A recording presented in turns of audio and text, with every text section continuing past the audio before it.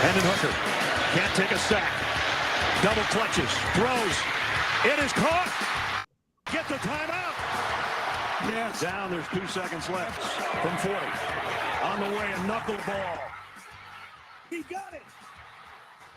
A kick heard round the state of Tennessee in all of college football.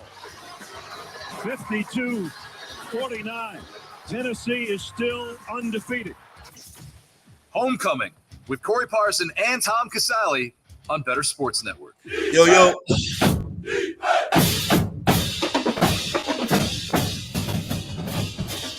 right, yo, what's up? Welcome to Homecoming College Football Saturday, Week 8. Corey Parson, Tom Casale taking you up to noon Eastern Time, getting you ready to wager on some of today's college football action.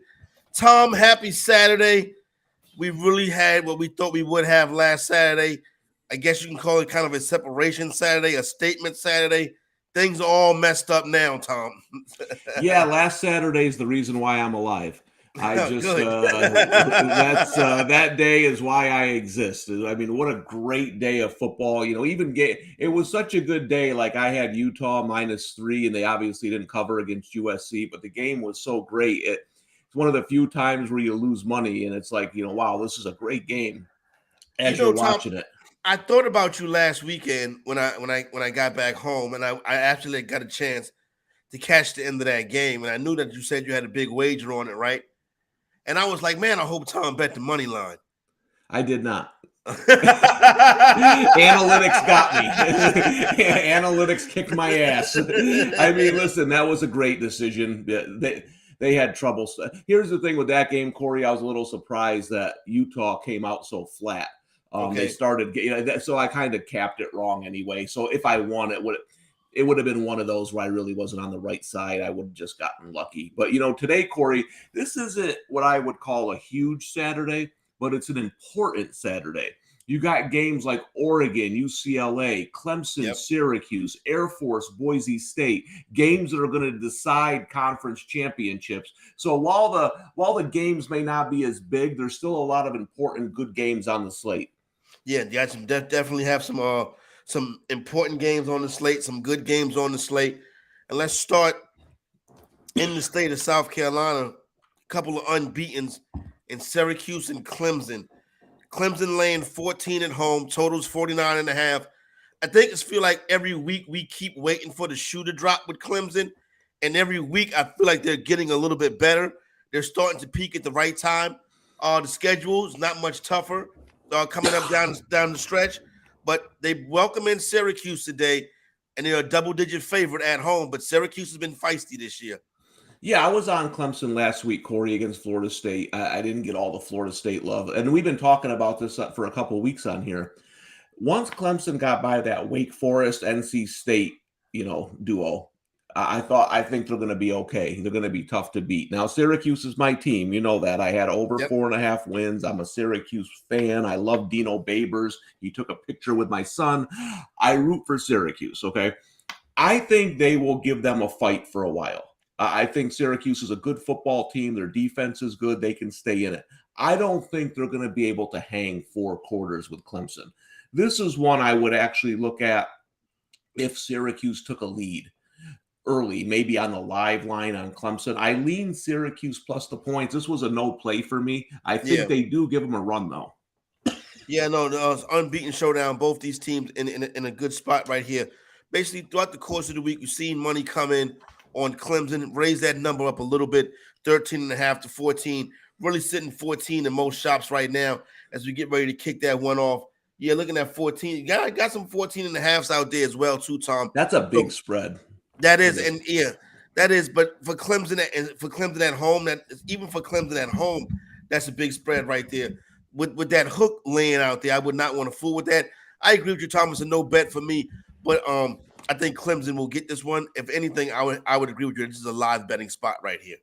Yeah, and it's one of those where, listen, Syracuse has been good this year. But here's the thing, too. Just keep this in mind. Dino Babers has had a lot of success against Clemson. Not Okay. just keeping games. Last year they lost. My whole analysis for the Syracuse over was they lost 3 games in a row in October by 3 points. One of those games was 2017 to Clemson. He's done a good job of either upsetting Clemson or playing close with Clemson. So that's something to keep in mind too. All right, let's go to down there to Texas, Cincinnati, and SMU. SMU is a 3-point road favorite in this one. The total sitting at 60. No, excuse me. Cincinnati's a 3-point road favorite in this one. Total sitting at 60. I really don't like laying a short road favorite, but SMU only 1-5 against the spread on the season. I've decided I'm going to use Cincinnati's money line as a parlay piece. Yeah, Cincinnati was a play that just missed my card. I lean heavily towards them today. I like your money line play. I would also maybe look at a Cincinnati team total over here. I think there's going to be points scored in this game. I mean, heck, Navy threw the ball all over SMU last week, if that tells you anything. So, yeah, I think there's going to be points scored. I think SMU will hang around. It'll be a close game. But I think Cincinnati's defense at some point will be the difference here. They will get more stops than SMU, and they will cover a short number. As far as the point spread goes, right? It's move up to 3.5. Would you trust SMU with the hook? No, Yeah. I think the number's right here. I thought Cincinnati -3 is about where it should be. So, if you're taking a money line here or a money line parlay with Cincinnati, I think that's probably the right way to go. Yeah. Like I said, I just can't get behind a team that's bad against the spread. I don't think that's a coincidence. Like, I'm not saying that they know what the spread is going into the game, but I don't believe that's a coincidence, particularly at home against a team like Cincinnati. Baylor and Kansas. Once again, today, Tom, Kansas is a heavily bet team. Like, the betting public has fallen in love with this Kansas Jayhawk team. They're on the road at Baylor today. Numbers I'm seeing right now, opened up at 10. See some 10.5s out there, right? The problem with this right here is Kansas does not have any ATS losses on the season. They got that one push. They played well against the spread. Stepping up in weight class, they've even not won the games, but played well against the spread. Baylor has destroyed Kansas the past couple of years. I mean, really have had a time with them. They've had their number. They've beat them up. I understand people want to get behind the Jayhawks. I'm not in this spot. So it's really no play for me in this game right here, despite this being one of the heavily bet games on the day. But I can't find it to back the Jayhawks despite their good record against the spread.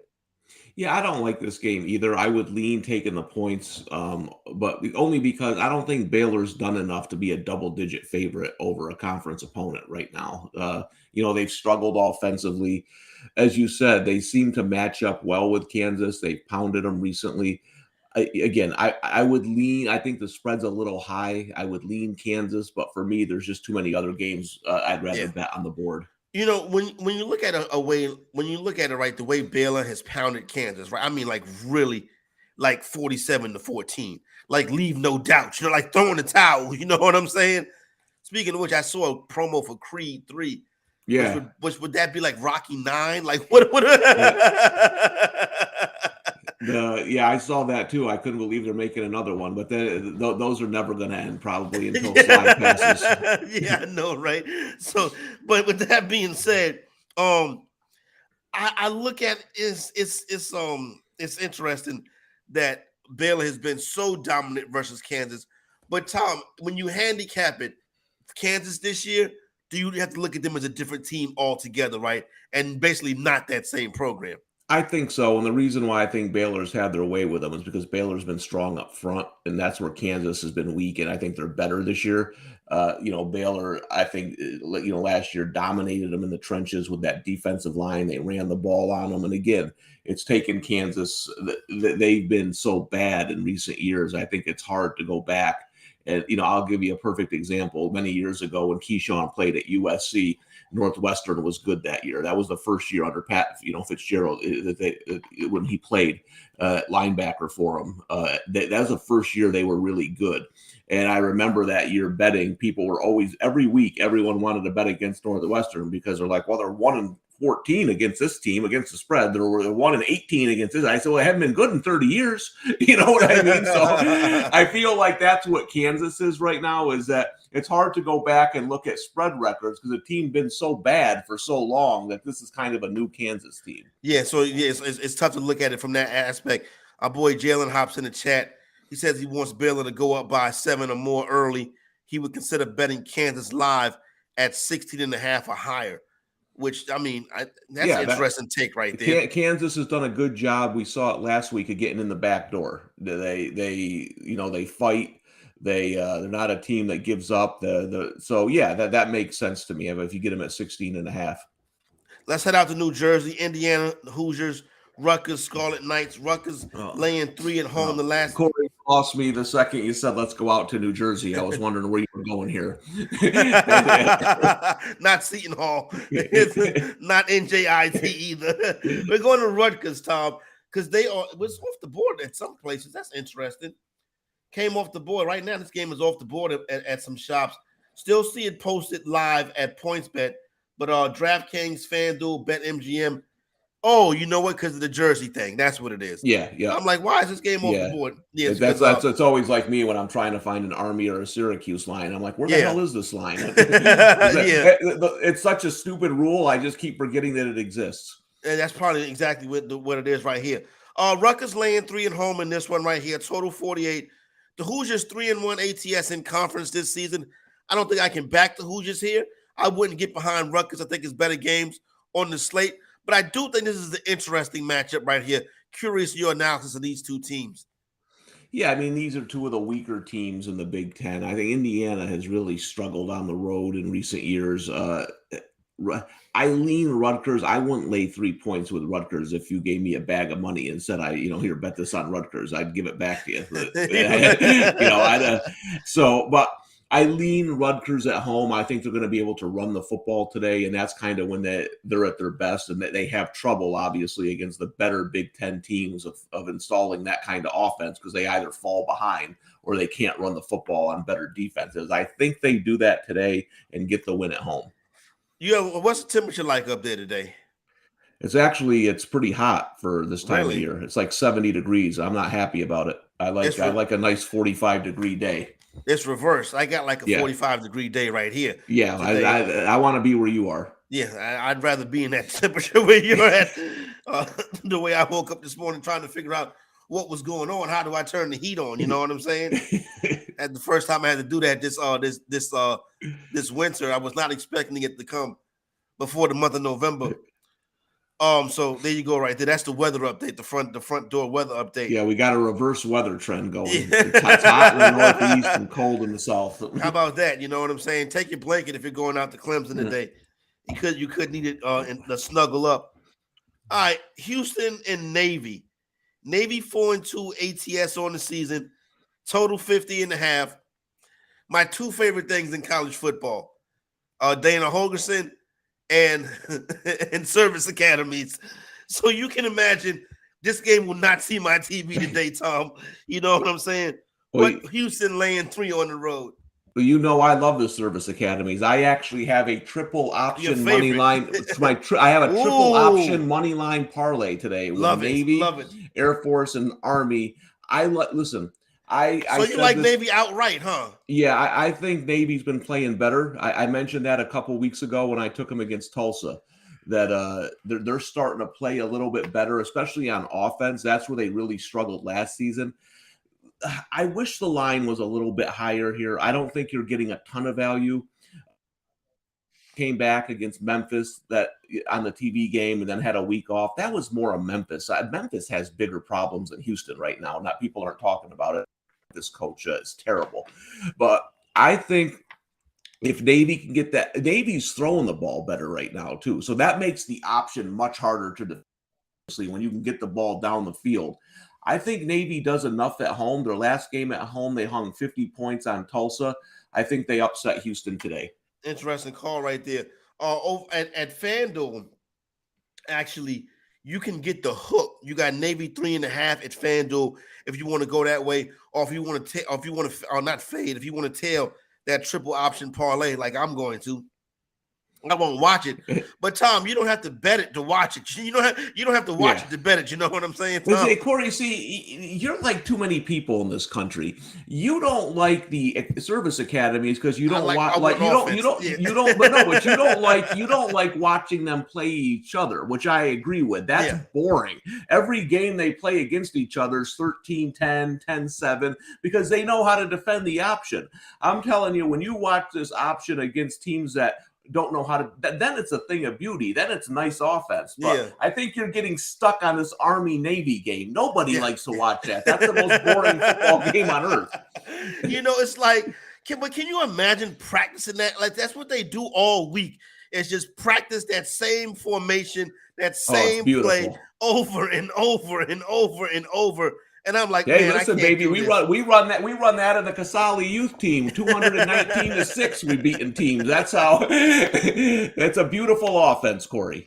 All right, the triple option it is. So we are rolling with the with Navy. On the lower spectrum of the 12 p.m. Eastern time, noon Eastern time starts.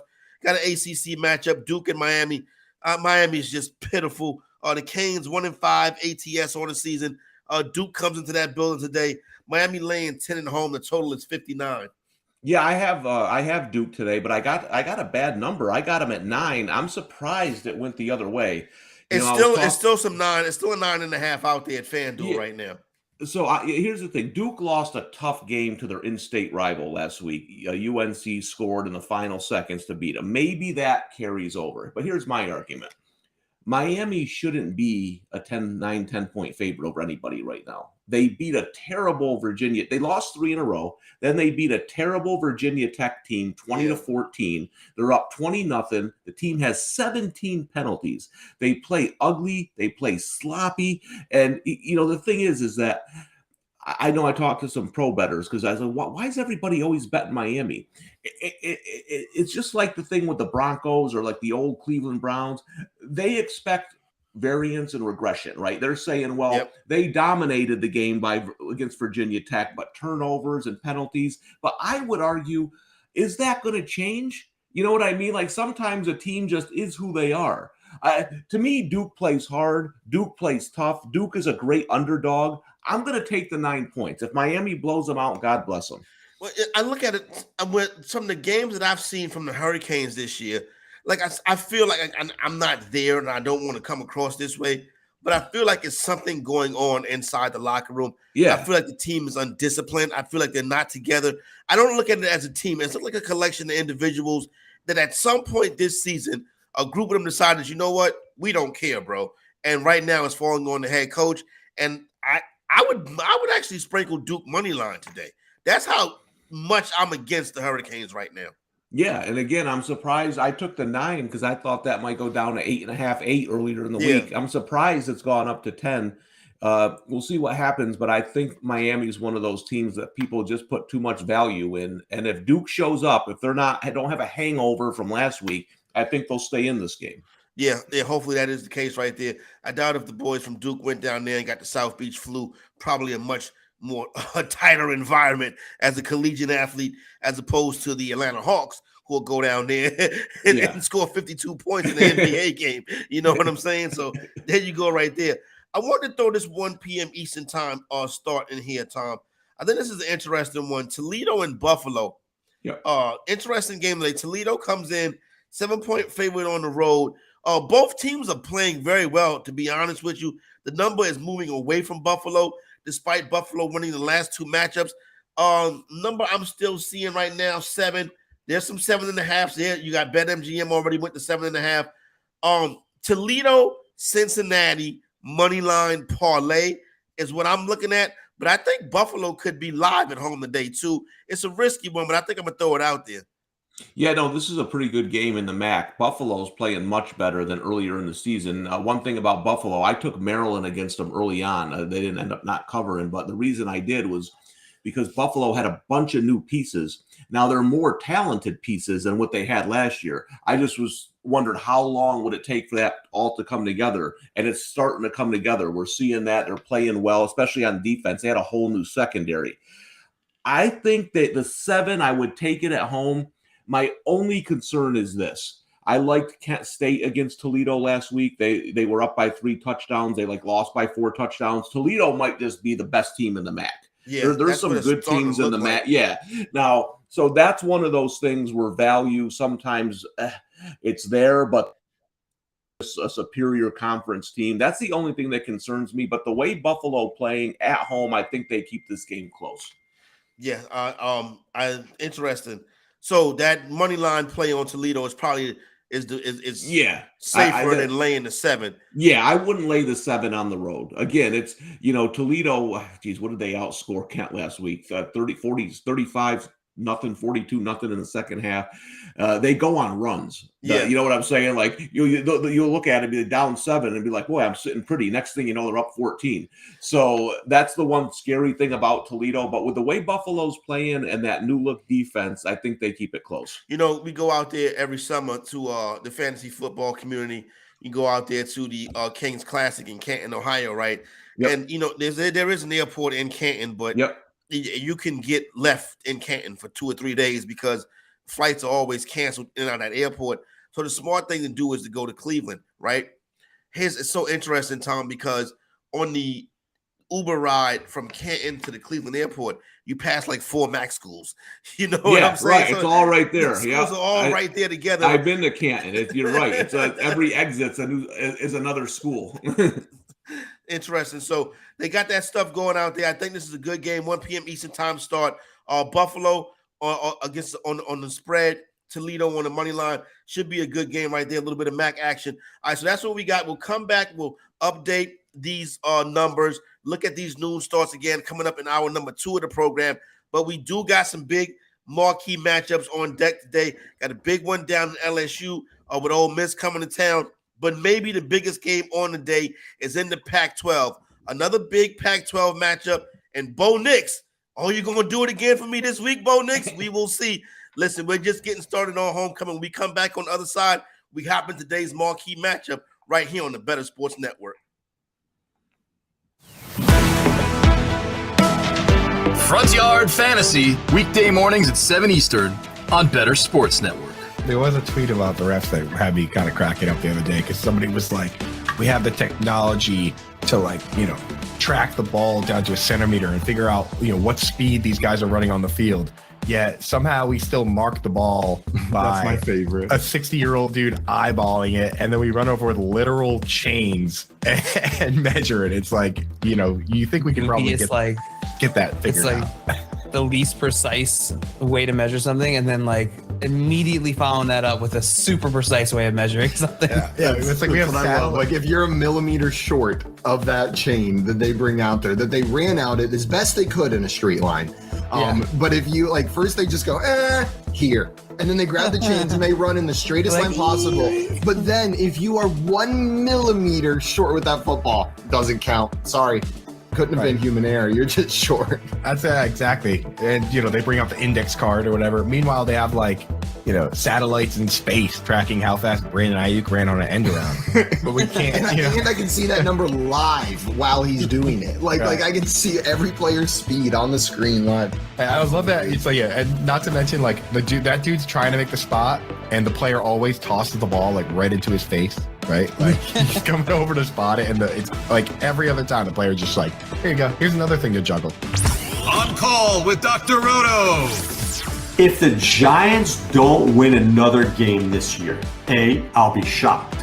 But B, I'll still think that they're better than they were with Joe Judge. Much better. Because I think Brian Dable's got a lot out of this team already. And I'm seeing what this team could be. See, that's the problem with owners and general managers. I see Nathaniel Hackett and I see a guy who can't get it done. I see Matt Rule and see a guy who never should have been hired. Disaster right away. Sometimes a good coordinator in the NFL is better. I don't even say sometimes. Most of the time, a good coordinator in the NFL is better than a college coach. Because the NFL coordinators, they know the system. They've been there. They've played. They've been around it. For the life of me, I don't know why Eric Bieniemy hasn't gotten a job yet. Deuce Staley's going to get a job. Somebody's going to hire that dude. When you've been around the game, you understand it. These college guys come, they don't know it. Join the show with one touch of a button. It's Sports Talk 3.0 on Bettor Sports Network.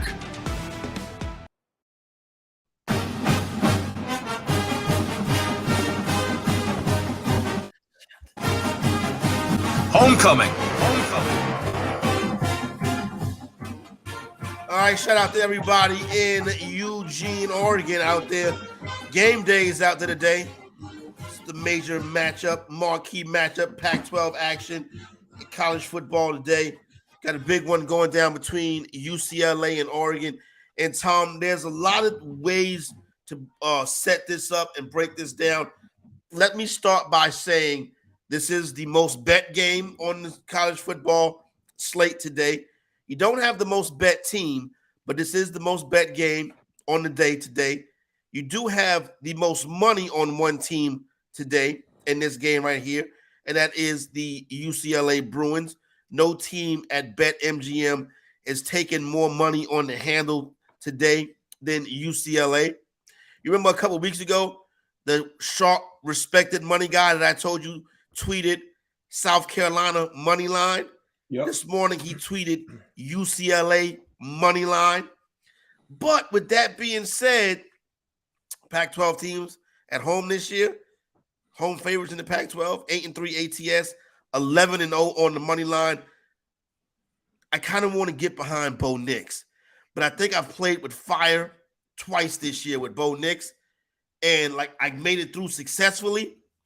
Chip beat me a couple weeks ago, UCLA, right? So I want to get in on this big matchup, Tom. Like I'm really feeling like fantasy executive got to have some action right here. I think I would lay the number with Oregon. Yeah, this is an interesting game. I was thinking last night, I'm a big time futures bettor. Like I bet futures to pay for vacations, like that type of futures betting. And but winning futures is hard. You're hoping for like a 24% winning percentage, right? for over an entire year. It's hard. And one of the teams I really wish I had hit, I thought about it a lot, was UCLA. I thought Chip finally had maybe his team, that he hasn't had there. So I'm not surprised that they're doing well. I kind of missed the boat on them. I left them off my futures card. So they had a bunch of returning starters. Chip's got his guys. He's been recruiting there. They are a legitimate football team. I will say this, though. This game stinks to me. The line kind of stinks. Numbers up to 7 now. Yeah, people are jumping on UCLA. Oregon is, someone made a great point on Twitter this week that I follow. I can't remember who it was, or I'd give them credit. But they said if Oregon hadn't played Georgia in game 1, if they had just played East Tennessee State or somebody, how many people would be giving UCLA a chance today? Right. I think everybody still thinks about that Georgia game, that opening. Everybody was watching it, right? It was week 1. Everybody was all pumped up. People like me bet the Ducks. Since that game, I remember that. Oregon has played really well. Now, they struggled a little bit with Washington State. They came back and won that game. At home, though, they are just a different team. I lean Oregon. I also lean a lot of points. Yeah. I think there's a ton of points today. I agree, Tom. I think the total is the play here. Ton of points today. I think UCLA stays with them for a while, maybe even into the third quarter. But I can't believe I'm going to say this. Bo Nix and the offense is the difference today. Oregon scores too many. It's going to be like a 48-38, that type of game. I think Oregon covers in the end. I see Jalen said he would live bet Oregon if you get that's a good one, because UCLA could get the ball, go right down and score in this game, because especially early on, there's going to be a lot of trading touchdowns. That's a good way to look at this game. But if you're going to go with your Bo Nix money line parlay here, Corey, I think it's a good idea. See, here's the thing, right? Like I would agree with Jalen, right? You know how you keep you keep touching that stove, you're gonna get burnt. You know what I'm saying? Yeah. Bo Nix is the stove. I've seen it before. He is the stove. But more calm this season, more relaxed, maturity, pocket presence. He doesn't seem to get rattled in bigger moments this year. So I've liked what I've seen from Nick so far this year, but I still think that Carson Wentz is somewhere inside of him. Yeah. You know what I'm saying? Yeah. You're always playing with fire. Waiting to throw that red zone interception. Yeah. You know what I'm saying? And after the 2-minute warning goes past to lose the game. Yeah, no doubt about it. But for the people that like UCLA, is it just, okay, nostalgia? They like the way the quarterback's playing. They think Chip's got the team back together this year. What is the reason for just about everybody? Is it just as plain as simple as UCLA is a popular route? It's just getting too many points, I think. That's one of the things I don't care who the public and who the sharps are on. It doesn't impact my betting. But one thing I'll look at, and I'll even use an example for a game I told you I already bet. When public bettors are on a random underdog like Duke, I think to myself, geez, am I on the wrong side here? Not because the public is betting it, only because this isn't Notre Dame. It's not Duke basketball, it's Duke football, right? Most public bettors aren't going to bet Duke football. So when you look at this, right, that's kind of when I looked at it, because I leaned UCLA when I first saw the number. And see, everybody's betting UCLA. And it's one of those games I feel like the odds makers are sitting back just kind of smiling, going, keep it coming. You got any more UCLA money? Let's go. Because they must have Oregon in their power ratings, a pretty good separation there. So those are the kinds of things I look at. Now, listen, I wouldn't be surprised if UCLA wins this game outright.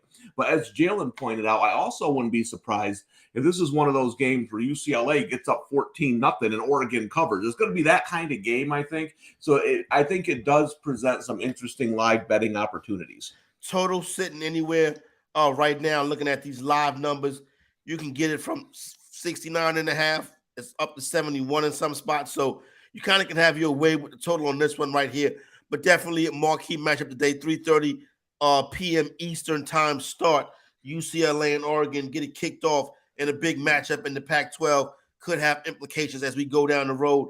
And obviously November coming up, we'll start talking college football playoff in the next couple of days. One thing is, if UCLA wins this game, they have a path now, because their remaining schedule is easy USC. Yeah.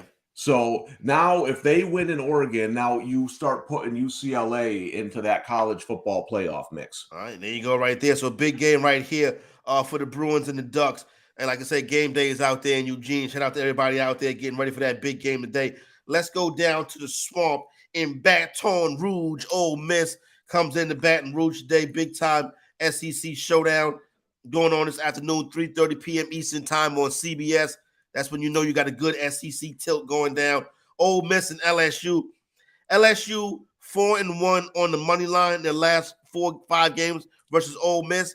Ole Miss comes in undefeated, pumping their chest. This one opens up with Ole Miss as the favorite. It immediately flips to LSU as the favorite. One of the best that I've already placed today is on the LSU money line. Well, if you look at those betting percentage, it'll say bets on Ole Miss, and it'll probably say one, Tom Casale. I'm the only person in America on Ole Miss today. They had your name in the email, right? They had. Said, we actually know who the guy is. DraftKings, Tom Casale.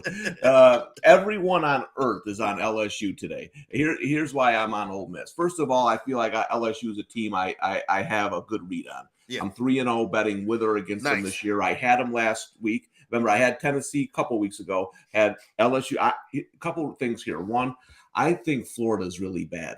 And I think people are overreacting to the 42 points they scored against the Gators. I would point out that Florida did score 35 against them, too. Here's where maybe I'm missing something that other people are seeing. LSU can't stop the run at all. Ole Miss comes in ranked 6th in the country in running the football. They're not their old throw it all around the field. They have 2 running backs. They line you up and they pound you. That's the big gap I'm seeing. Now, like I said, everybody's on LSU. Everybody. And I get it. LSU's played the tougher schedule. Ole Miss might be a little fraudulent. They're unbeaten. They're probably not as good as their record. I think matchup-wise, though, Ole Miss is better.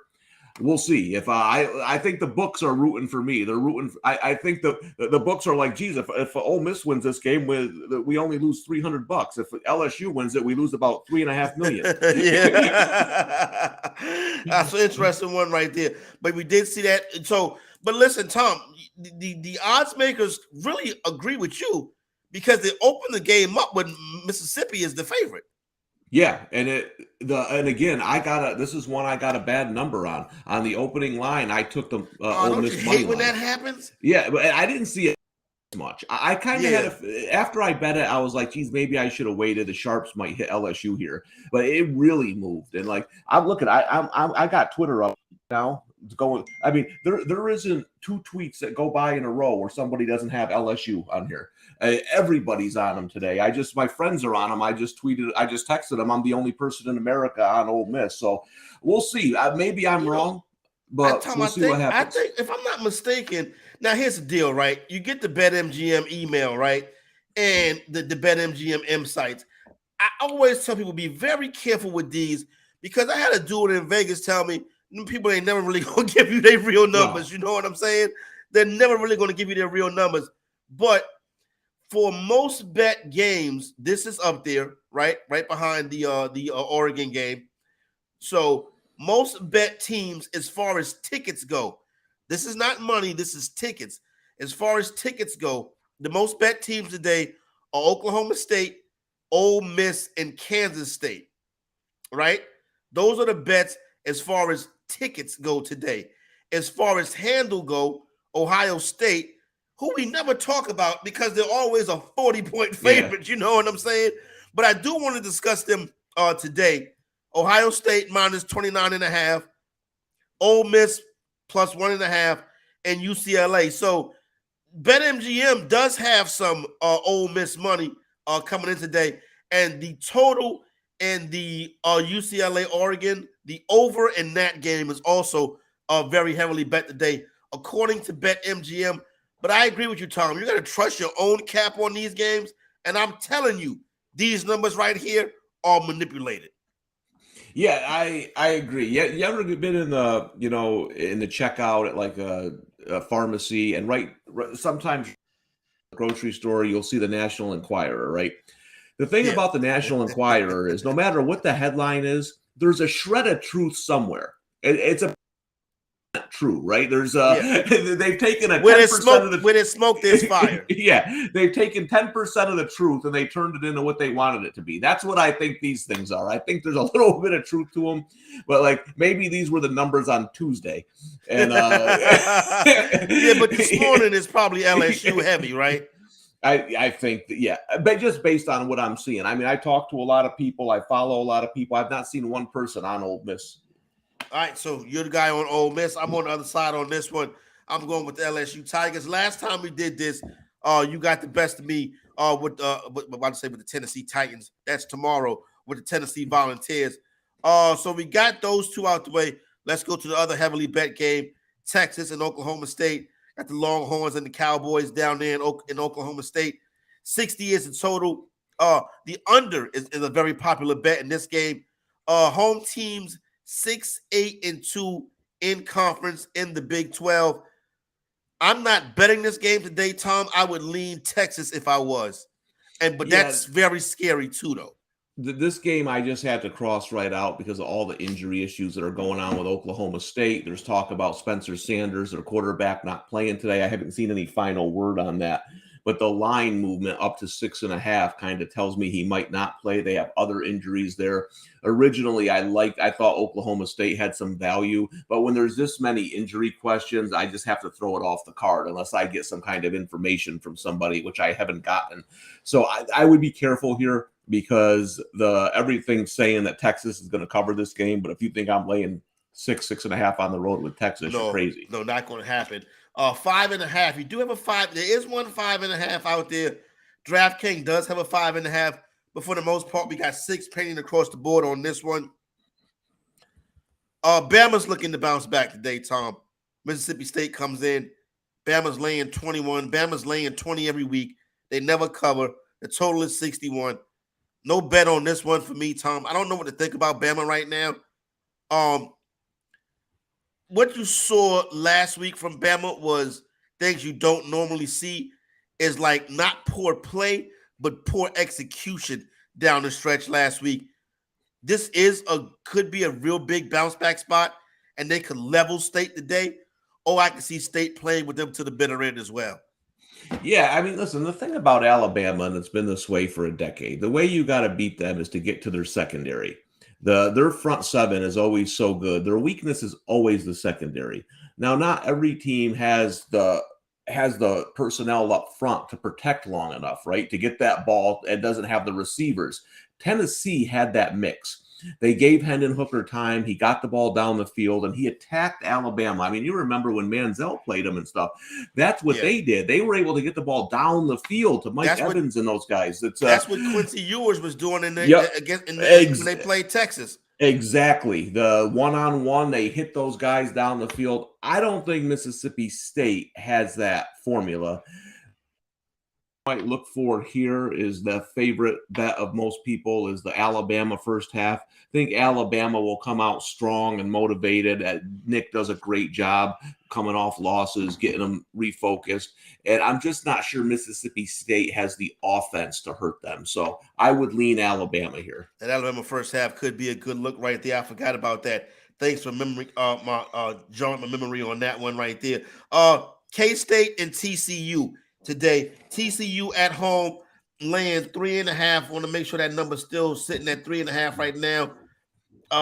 Going down the board. Yeah, still got 3.5 out there with K-State and TCU. TCU laying at 3.5. The total 54.5 on this one right here. Kansas State, a very popular bet. Also this weekend, according to the sports books. Now, if I'm not mistaken, Tom, you're probably going to be on Kansas State money line, right? Well, this is kind of already a bet for me because I have Kansas State 16-1 to win the Big 12, and they're down to like minus 300. So this is kind of like a bet for me already. I don't think there's a ton of value in the line, though. This is going to be a great game. It's kind of a contrast here. Kansas State's going to try to slow it down. They're going to run the ball right at TCU. TCU is going to try to speed it up, get the lead, make Kansas State and Adrian Martinez play from behind.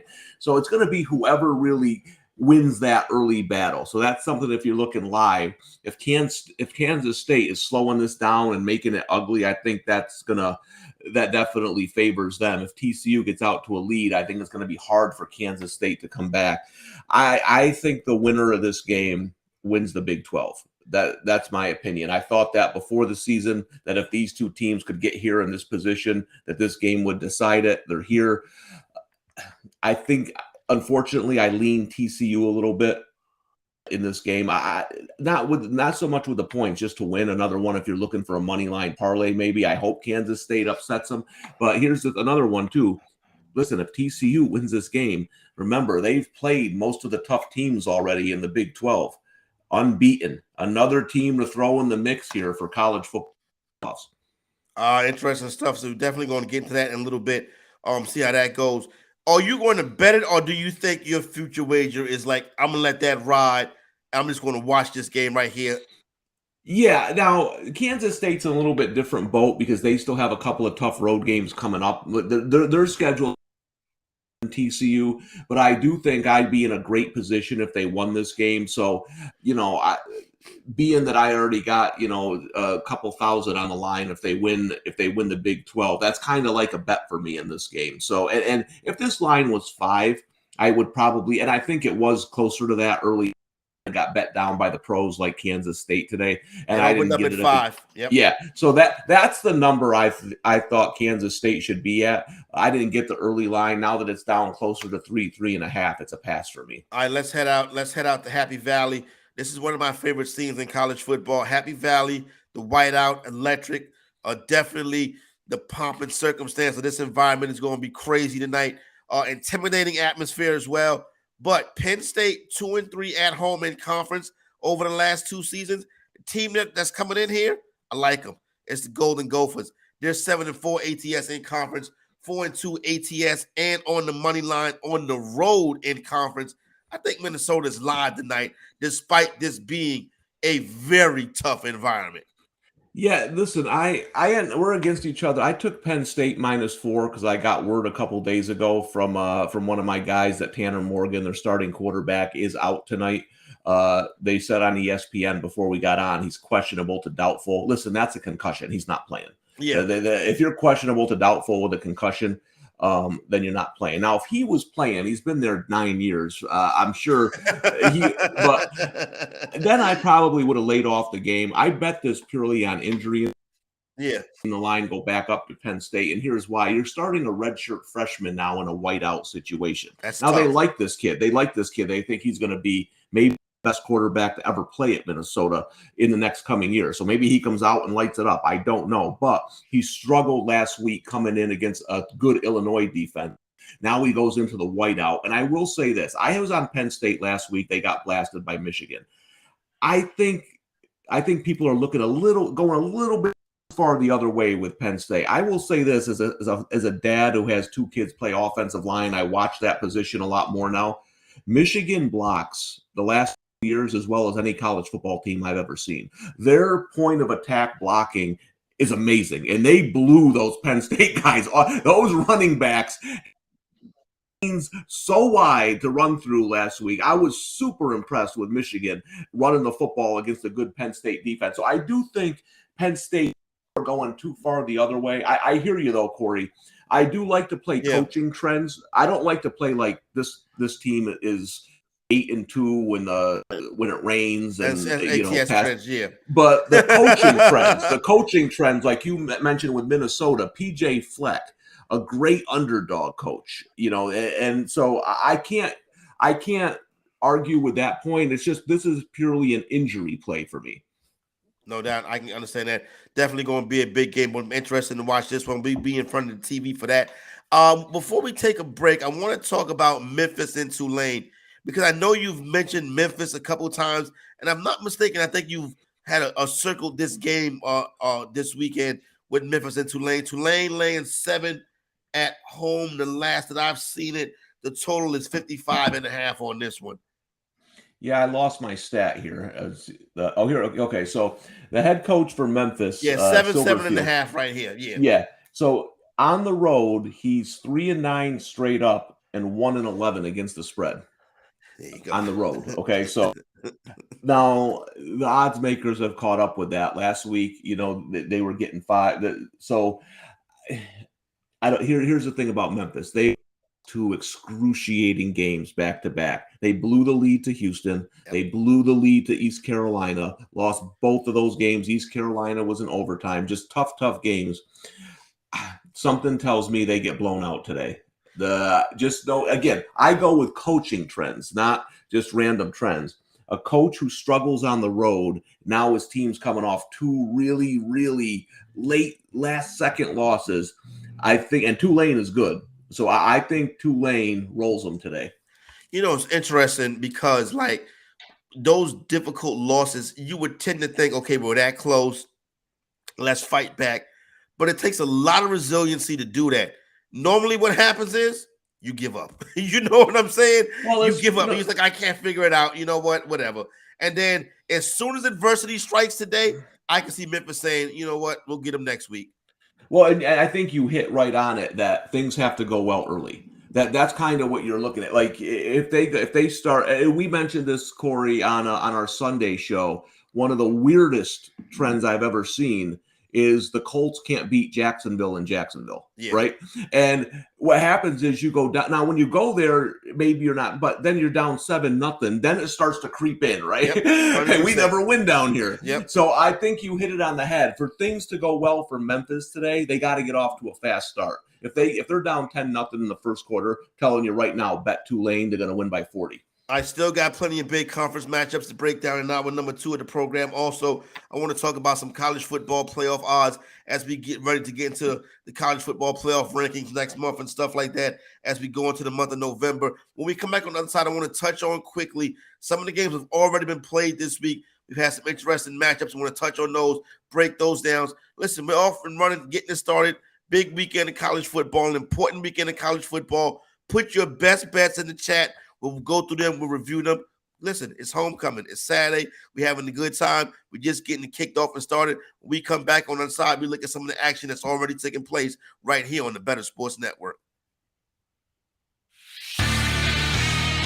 Bettor Sports Live with Rick Kamla. That's 7 p.m. Eastern, 4 Pacific. On Bettor Sports Network. Andy Reid is the best current coach in the NFL. He's better than Belichick. Belichick has lost his way. He's better than Tomlin. He's better than Harbaugh. He's better than Shanahan. He's better than McCarthy down in Dallas. He's better than all of the gangster NFL coaches right now. Sean McDermott up in Buffalo, he's better than all these guys. Andy Reid is the greatest gangster that we have at head coach in the NFL right now. And I understand that you're saying, well, Belichick is the GOAT, Cam. How can that be true? Now you're bringing up old stuff. Bill Belichick can't draft anymore, okay? Talk to me. Nick Chubb, Sony Michel. Talk to me. DK Metcalf, Debo Samuel versus N'Keal Harry. Okay, talk to me. This dude has lost his way. Remember the year when he should have bottomed out and just tanked, but he couldn't, and he went and got Cam Newton, and they were a mediocre team, right? He's lost his way. And not that he can't coach up a good defense and that kind of thing, but overall, he's lost his way. Andy Reid's an absolute badass. They draft great. He's a great coach, makes the right decisions, when to go for it, when to kick, when to punt. The guy's the man. The Playbook with Fensty and Ronis. Presented by FantasyAlarm.com. I hate the stupid unsportsmanlike conduct. As long as you're not disrespectful to the opponent, you should be allowed to celebrate. How I used to say it, and to bring up, because now basketball starting to bring up. Oh, dude, it's even worse than basketball, isn't it? So Dikembe Mutombo, who used to get teed up in the 2000s, in the 90s, they didn't give a crap. 2000s, though, when they tightened up the rules, they used to tee him up more when he did the Dikembe finger wag. But they wouldn't tee him up if he did it to the crowd instead of looking at like Eton Thomas. Like one time I remember, and doing it right to him, or when his back was turned, doing it right to him. If he did it to the crowd, they would never call it. And so that makes me wonder if these players, while, yeah, they want to talk a little smack, maybe they should flex towards the crowd than at the player who they're standing over. I guess. I know it's soft, man. It is soft. Because you know what? Like we're gonna give 15 yards for that, bro. They think that, you want to know why they're paranoid? They think that's gonna turn into a fight. See, I disagree with that. That's not going to start a fight. I agree with you. They don't agree with us. It's one thing, okay, if you spit in someone's face or say something derogatory, like about their family or something, right. Yeah, that can incite it. But if you're just like, yeah, I made that play, what? You know what I mean? Like, again, they know the rules. You got to know you're going to get flagged. You have to have discipline. But, like, I don't know. I have no problem with celebration as long as it's not disrespectful. What's disrespectful? It's interpretation, and that's my problem. Watch, it's going to cost someone in a big playoff game, and that's when people are going to go crazy. There'll be a third down play. Someone makes a pass breakup, and they're in someone's face. They're going to throw a flag. It'll extend the drive. That team scores, wins the playoff game because of it. You need something drastic for it to really leave an imprint, and I hope that doesn't happen to mine. Bettor Sports Network is betting, fantasy, collectibles. It's sports talk done better.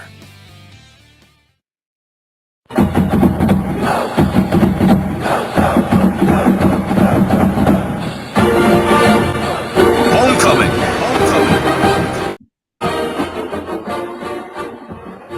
Cowboys and Longhorns today. Oklahoma State fight song playing in the background.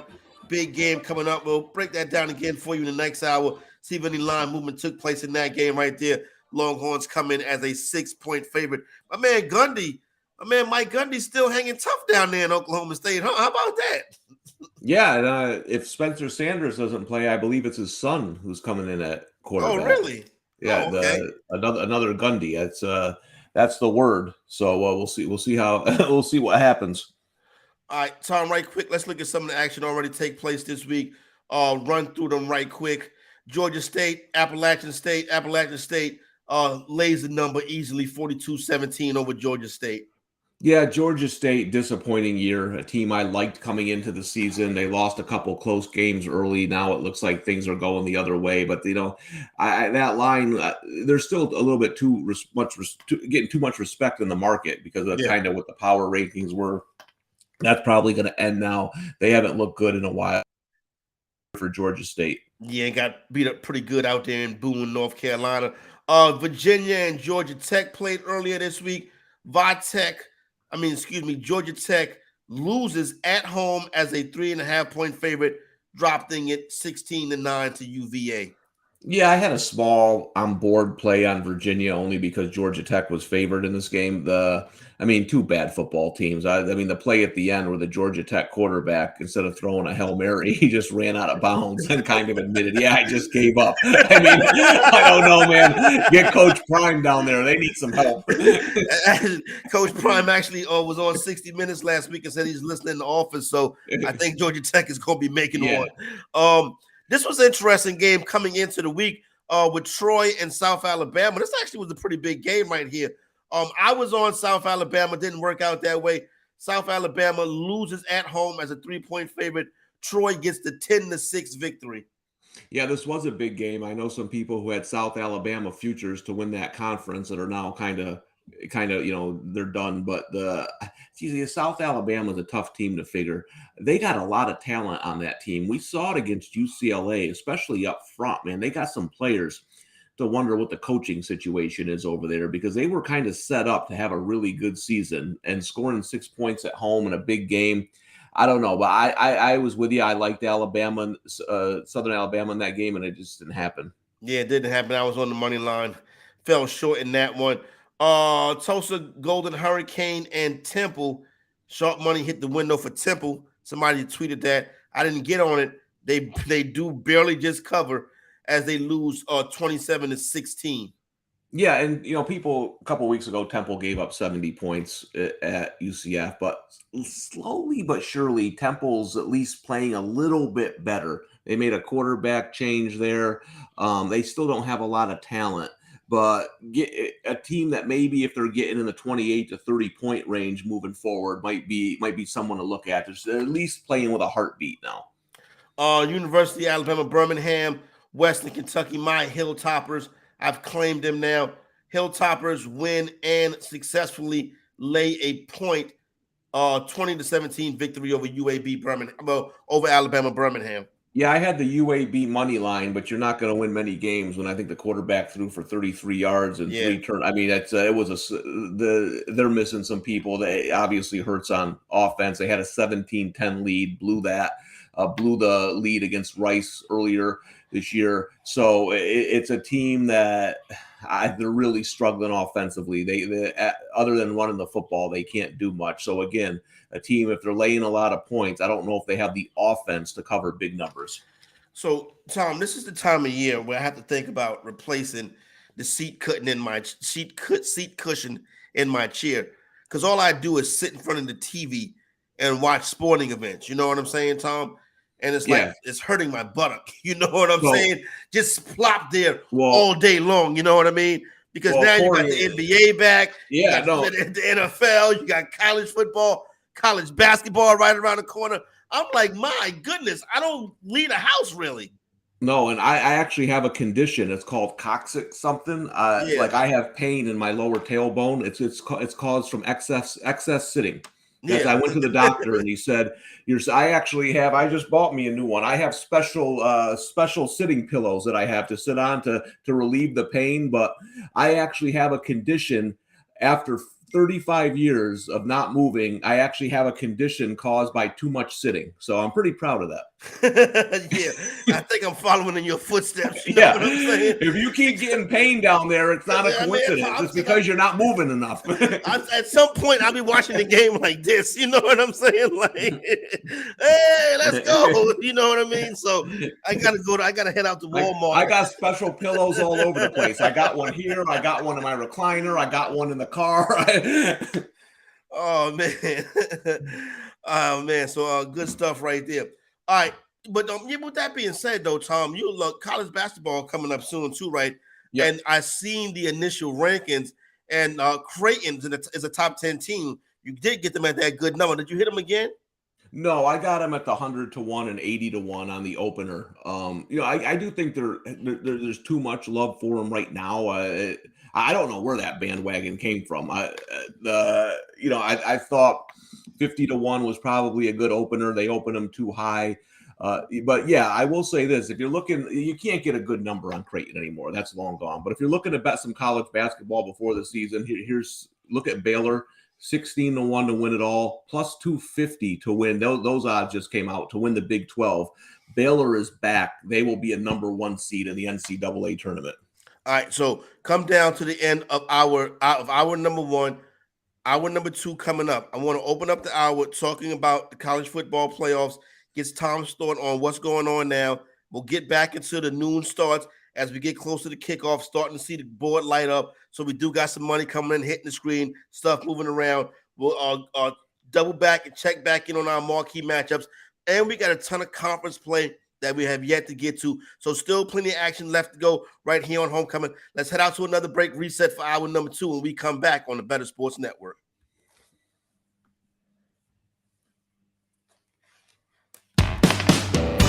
Call, chat, and enter contests in real time.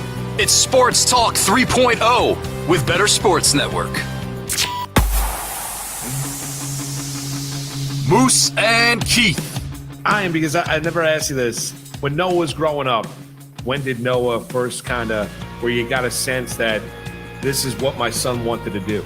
I was really busy during his formative years. I didn't meet Noah until he was about 19. Nice. So, your wife did a good job. Yeah, you may want to talk to your wife.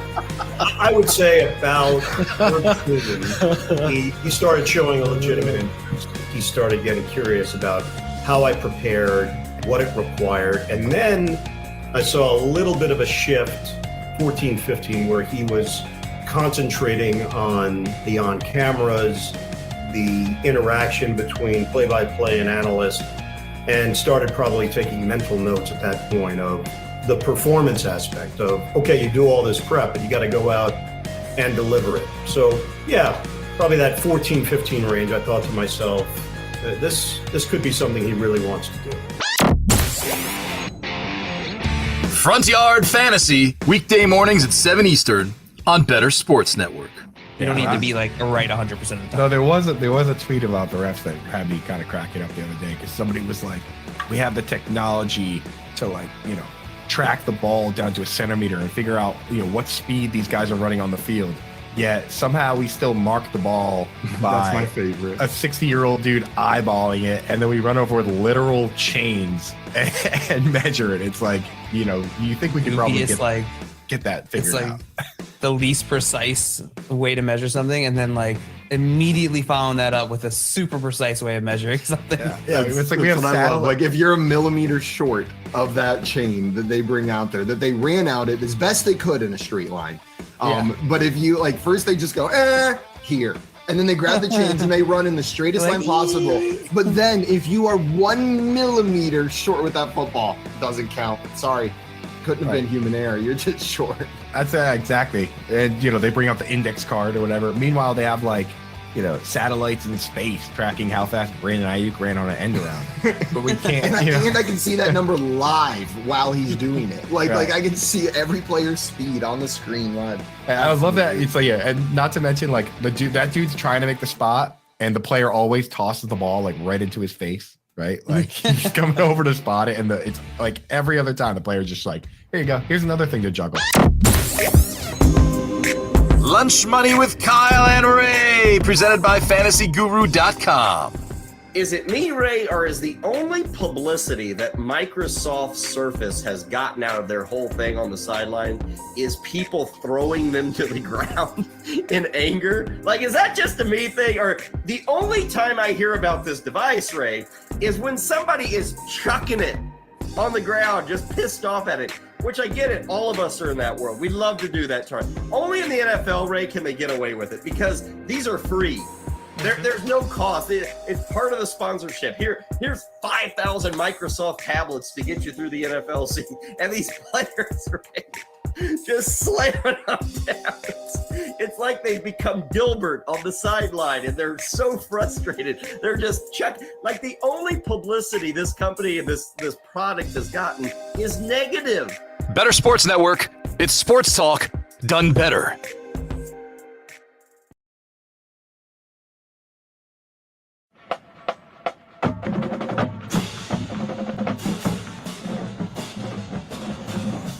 Homecoming.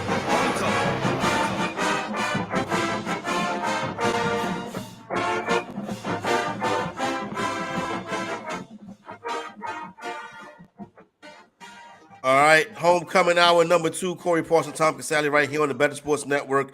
Important Saturday in college football. Getting ready to hop in here and get you covered. Want your information, want your best bets, want take your questions, phone calls. You hit that call button, you can pop it in the chat. We got you covered right here on homecoming on the Better Sports Network. Tom, last weekend we saw the big upset with Tennessee officially saying we're back, we're in the mix now. Rocky Top, great times, wilding, fantastic scene. Even where I was at state homecoming last week, at some point, everybody where I was at found their way to a television to watch the end of that great college football game. Definitely an instant classic. Now, with shakeup in that means a shakeup in the rankings. Right now, AP top 25. University of Georgia is a top-ranked team, followed by Ohio State. Tennessee is now team number 3. Michigan 4, Clemson 5, Alabama 6. Ole Miss, TCU, UCLA, and Oregon rounding out the top 10. Teams 9 and 10 actually play later on today. But let's head up to the top. Are the Georgia Bulldogs the top team in college football right now? I don't know. They haven't really been playing like it. I still remember they lost a lot. I think the first couple games, I was surprised how well they played, losing all those key players, to the NFL. I still think they're one of the best teams. I don't know, Ohio State hasn't really. I don't know if there's a best team. I think there's a few teams that can win it, right? Like Alabama probably got to lose 6 more times before they're out of the playoffs. Alabama will be in the playoffs. Yes, they got to be. Alabama got to be 6-6 to be officially eliminated from a 4-team playoff. If they have to take 4 SEC teams, they will do it before they leave Alabama out. Yeah, Alabama's still getting in there. Okay. The teams that's interesting to me. I'm just looking up the rest of the. See, the team that's interesting to me is Michigan. Okay. And here's why. So listen, Michigan State's a rivalry game, but they're playing them at home and they're terrible. They're at Rutgers, they'll kill them. Nebraska coming to Michigan, they'll kill them.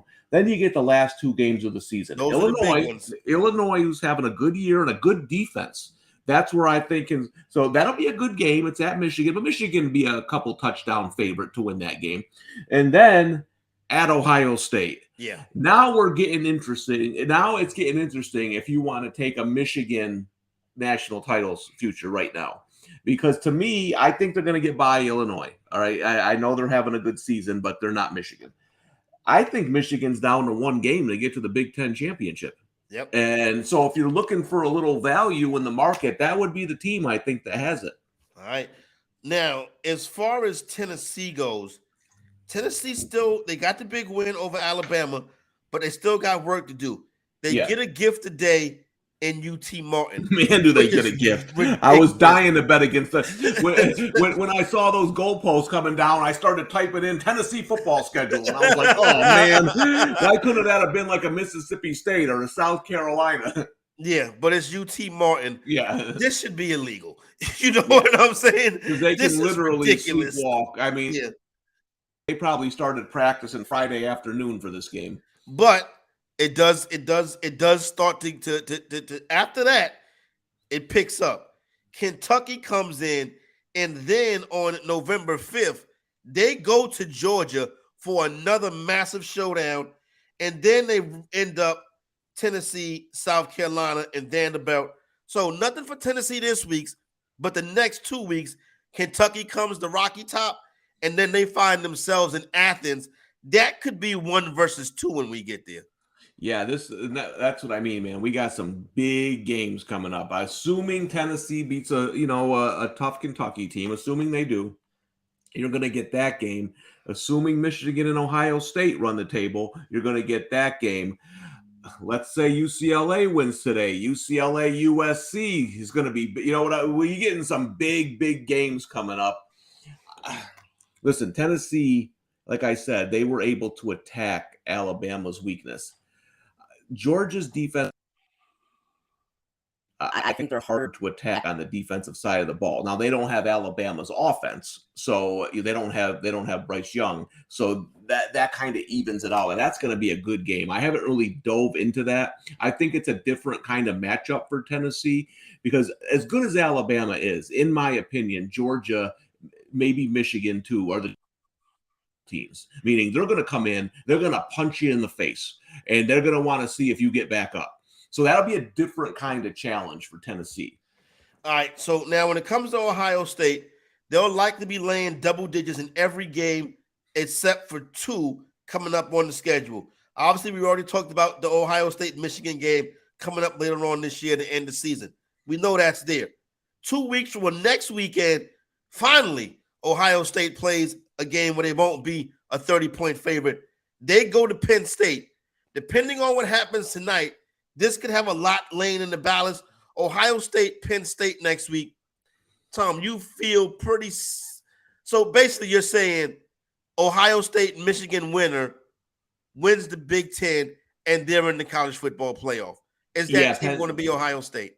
Yeah, listen, Penn State can't beat them. Not with Clifford at quarterback. Now, Clifford is.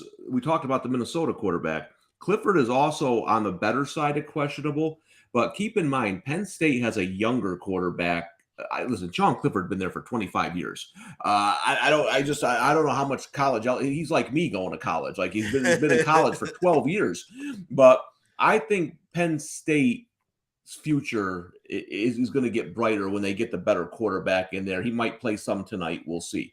I also think here's the problem with Penn State, and this is hard for me to say because guys who win 9 games at Vanderbilt have to be good coaches, right? Like James Franklin has to be a good coach, man. He was winning 9 games a year at Vanderbilt.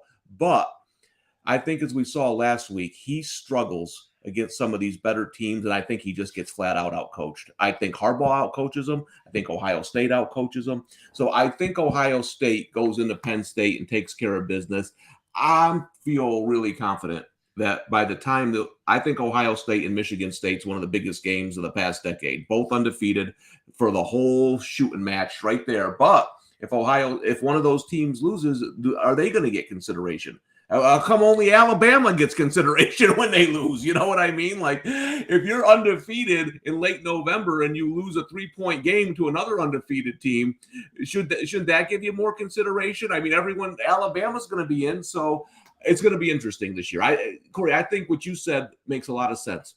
Last week shook things up. Now we got a whole bunch of crazy scenarios. Yeah. Now we got a whole bunch of teams in the mix. So I think it makes it more fun. Alabama at home this week to Mississippi State. We'll break that game down in a little bit. Next week, they go on the road to LSU. That's not going to be an easy task right there. Then they go on the road to Ole Miss. That's also going to be interesting. And then the Iron Bowl to end the year. So Alabama is not out the woods. Yet. They've got some fight left to go in them. How do you think it plays out for the Crimson Tide coming down the stretch? Yeah, no, I agree with you. I think if Brian Kelly gets a quarterback next year through the transfer portal, I think LSU will be a sleeper college football playoff team. I think he's still a year away from getting some talent in there, especially on defense where they, I said they have trouble stopping the run. I think Alabama is going to be too much for him up front. I think Ole Miss is a little fraudulent. They don't have the quarterback to throw it all over. Like that's what gives Alabama problems. They're going to try to run the ball on Alabama. Good luck. So I think they beat those two teams. I do. And I think they're too much for Auburn. So we'll have to see what happens. But you're right. Those are games that aren't okay, just mark up a win games. Those are games they actually have to go out and play well. When it comes to Clemson, right? They got the matchup today, the undefeateds. We'll get into that in a little bit. They got the undefeated matchup with Syracuse today. That's coming up at noon Eastern. We'll handicap that and break that down. Then next week they go to Notre Dame. That Notre Dame does not mean that much, Tom, because of how Notre Dame has played this season. Then they got Louisville, Miami, and South Carolina. So I mean, those are does an undefeated Clemson have enough to get into the playoff? Yeah, Clemson wins those games are in. They see one of the things you have to remember. Clemson isn't TCU. Clemson has national championships. They've been in national championship games, so they have that pedigree now that earns them the respect. So if they go unbeaten, Yeah, listen, listen, Notre Dame on paper has no shot, none to beat Clemson, but weird things happen in that stadium. I've seen it for 35 years. The Bush weird things happen to that in that stadium where balls start going on the ground, interception. I mean, that's the only thing I'll say is just be weary playing in South Bend. Yeah, that's the whole thing with South Bend. There you go, right there. That's my daughter checking in. She's getting ready for her Saturday. She has her cheerleading uniform on. You know what I'm saying? So, well, good. I knew it wasn't your son based on how the commander said. It's too early in the day for him. You know what I'm saying? That's late. That call comes later on, and it normally comes with a price tag attached to it too. All right, but I guess they're not going to keep Dabo out. You know what I'm saying? So undefeated Clemson. Clemson's in a great spot if they win today. Yeah, Clemson looks like they're going to be able to roll. The other team I wanted to talk to you about was UCLA, Chip Kelly's bunch, who have been doing what they're supposed to do so far this season to get to where they need to be and possibly cause a shakeup. So we got the big game today versus Oregon. Then it's home next week versus Stanford. That's much to do about nothing when you look at the Stanford team. Then it's Arizona State and Arizona back-to-back. And then on Saturday, November 19th, two worlds collide, USC, UCLA. What does UCLA – can a one-loss UCLA get a one-loss that wins the Pac-12? No chance. Okay. I don't know if an undefeated Pac-12 gets you in. Let's have a scenario here. First of all, UCLA wins today. They'll be unbeaten most likely when they play USC. But let's throw out a scenario here. First of all, two SEC teams are in. They're in. Two SEC, so put them in. Okay. The two teams that play in the conference championships will be in the college football playoff. Yeah. You're gonna get two SEC teams in. So let's put them in. Say Clemson goes unbeaten. Boom, they're in. Michigan and Ohio State play unbeaten. Winner of that game goes. They're in. There's four. TCU goes unbeaten. They're out. UCLA goes unbeaten. They're out. They'll play each other on January 1st. Yeah, okay. And no one will be happy. Yeah, and that's how. And then they'll say, okay, well, don't worry, we got a situation coming up in a couple years from now where 8 teams will make it. Then teams 9 and 10 are going to be like, well, why aren't we in? And then they'll continue to have us debating about it and stuff like that. All right, let's get ready to run the board. Let's start off with these noon Eastern time starts coming up. We talked about the game today in Clemson. The Tigers, Dabo's bunch, laying 14 at home versus Syracuse. An unbeaten Syracuse team comes in for a major showdown. I can see Dabo running full speed down the tunnel right now, Tom. Yep, it's listen, I'm interested in seeing this game. I am. Again, I'm a Syracuse fan. I thought they'd have a good year. They're better than I thought they were going to be. I'm a Dino Babers fan. He's had success against Clemson. He's had success against Clemson defensively, which is kind of interesting, even when they had the really good quarterbacks. So I think that's something to keep in mind. I think one of the big things about being smart is being able to change your stance with new information, right? Like I think that's the problem with the country. I think too many people take a stance and they refuse to ever change it when information changes. Now, I wasn't a big DJU fan, right? I thought he would be the problem here with Clemson. But I said, let's see how he does against Wake Forest. Let's see how he does against NC State. He's playing much better. Him playing much better is huge because again, their defense is a touch overrated. People talk about it like it's the 85 Bears. It's a good defense. But now that they have the quarterback play to go with the defense, I think it makes Clemson really, really tough. And this wasn't a team I overly loved entering the year, but they passed the test so far. Another big one today. I think Syracuse fights. I think Syracuse stay close for a while, but too much Clemson in the end. You know I was very disappointed in DJU last year. He looked terrible. I remember our good buddy Emory Hunt saying that he should basically go to the USFL or something like that, and because it wasn't working for him in Clemson. This year, it seems like he's slowed down, and the game is is easier to him because it looks like the game is slowed down to him. And I think it's what you mentioned about the defense is smart. With DJU not giving this defense 3 and outs, you got a fresh, rested defense that makes them better. Clemson is going to be a tough out this year. Yeah. And again, I'd love to see Syracuse win this game. I mean, just the thought of Syracuse talking about college football playoffs. I mean, it would be, think about it. Their win total was 4.5. Yeah. 4.5. And going from that to maybe being in the driver's seat to go undefeated in the ACC would be something. But hey, listen, going to Clemson, playing tough and losing, no shame in that. I think that's what happens. The thing with Syracuse is Schrader's a good. That's why I kind of like them a little bit. DeVito was a high recruit, but he wasn't really a Dino kind of quarterback. Yeah. When Garrett Schrader came in from Mississippi State, he gave Dino that run pass guy that he used to have at Bowling Green. So I think he's got his quarterback. The problem is it can be hard to run on Clemson. And if they don't get the running game going and Schrader becomes just a passer, I think that's advantage Clemson. Let's go from South Carolina out to Texas. Let's go to Dallas, Texas. Cincinnati laying 3 on the road versus Southern Methodist. SMU 1-5 ATS on the season. I have Cincinnati as a parlay piece today on the money line. Yeah, that's where I like them. I think a close game. Cincinnati just missed my card. I wanted to take them, but I'm with you. The short road favorites, it's like they're just begging you to bet it. I think it's going to be a close game. The difference for me is this. I think Cincinnati's defense just makes more stops in this game, especially in the second half. They win a close one. So I like where you're at with your Bearcats money line parlay. All right, that SMU, you want to come back with that. You're getting the hook. You got 3.5 painted across the board right now. So that hook is sitting out there for Mustang backers. Let's stay in Texas, Kansas, and Baylor.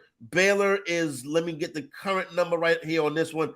I know Baylor should be laying double digits in this game right here versus Kansas. Kansas, no ATS losses on the season, but as they start to punch up in weight class, things are getting more difficult. Baylor is a team that has destroyed Kansas historically. Is that going to be the case today, Tom?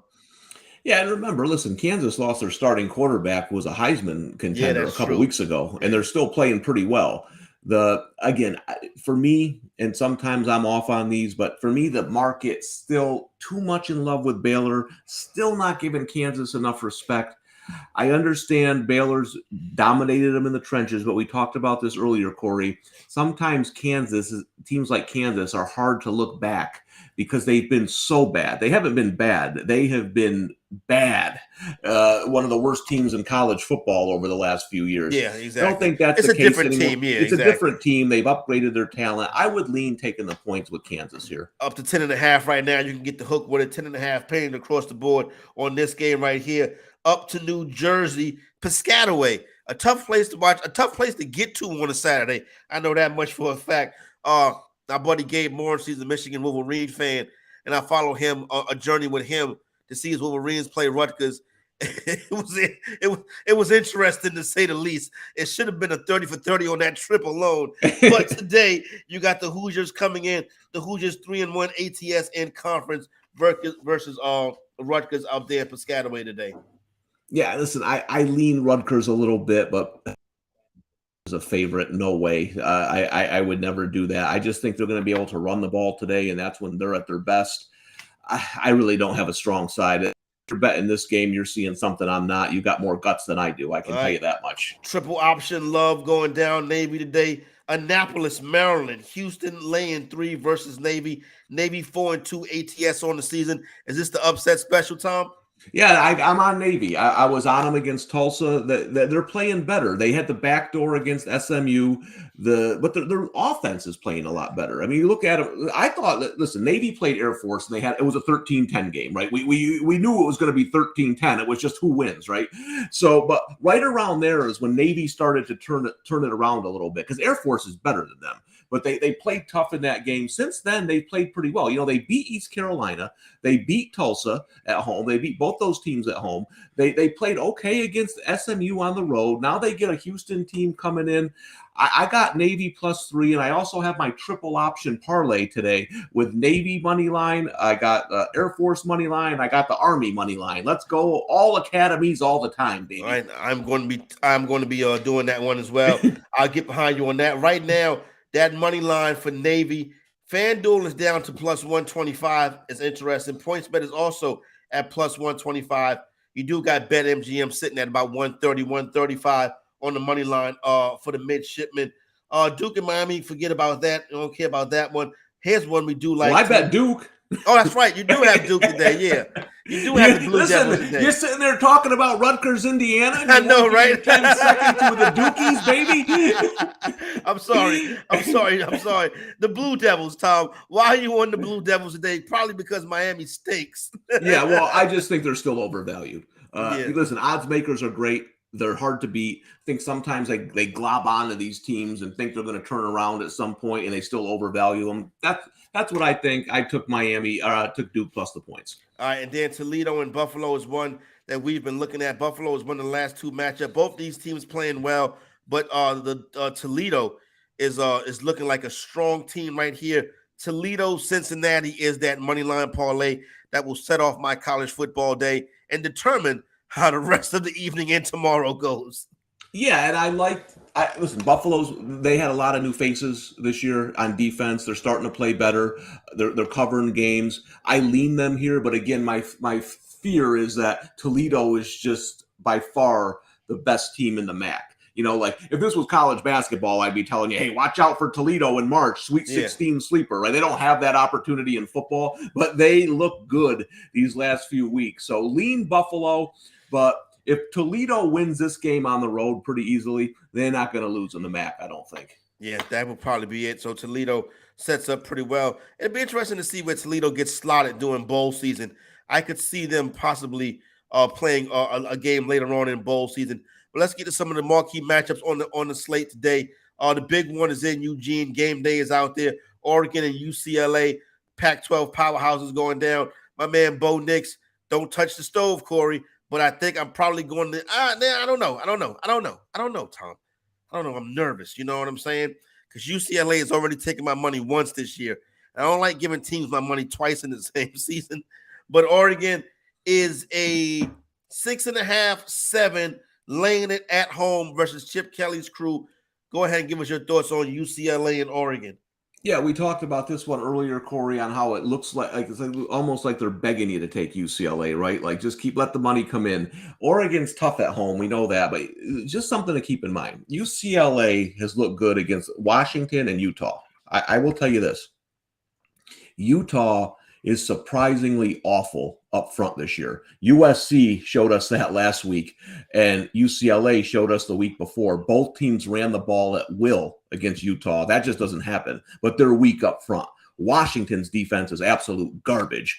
So they have looked good in their two games that kind of caught everybody's eye against fronts that aren't that good. That's not going to be the case today. Oregon's front is in a whole nother world. That defense is good. Listen, I like this UCLA team. I can't criticize anyone who wants to take the points today, but my gut tells me Oregon scores too much. I know the total's high. Points in this one. Most bet thing at BetMGM today is the over on this game right here, sitting at 70.5 at most spots right now. The UCLA money line was put out by our sharp guy that gave us South Carolina a couple of weeks ago. So that's out there too. UCLA also seeing the most money at BetMGM today. So big one right there. Pros and Joes going at it on this one in the game between UCLA and Oregon out there in Eugene. Let's head back to Texas. The Longhorns laying 6 on the road versus Oklahoma State. The under in this game, under 60, is a very popular bet. What's your breakdown on Texas and Oklahoma State tonight, the Cowboys and the Longhorns?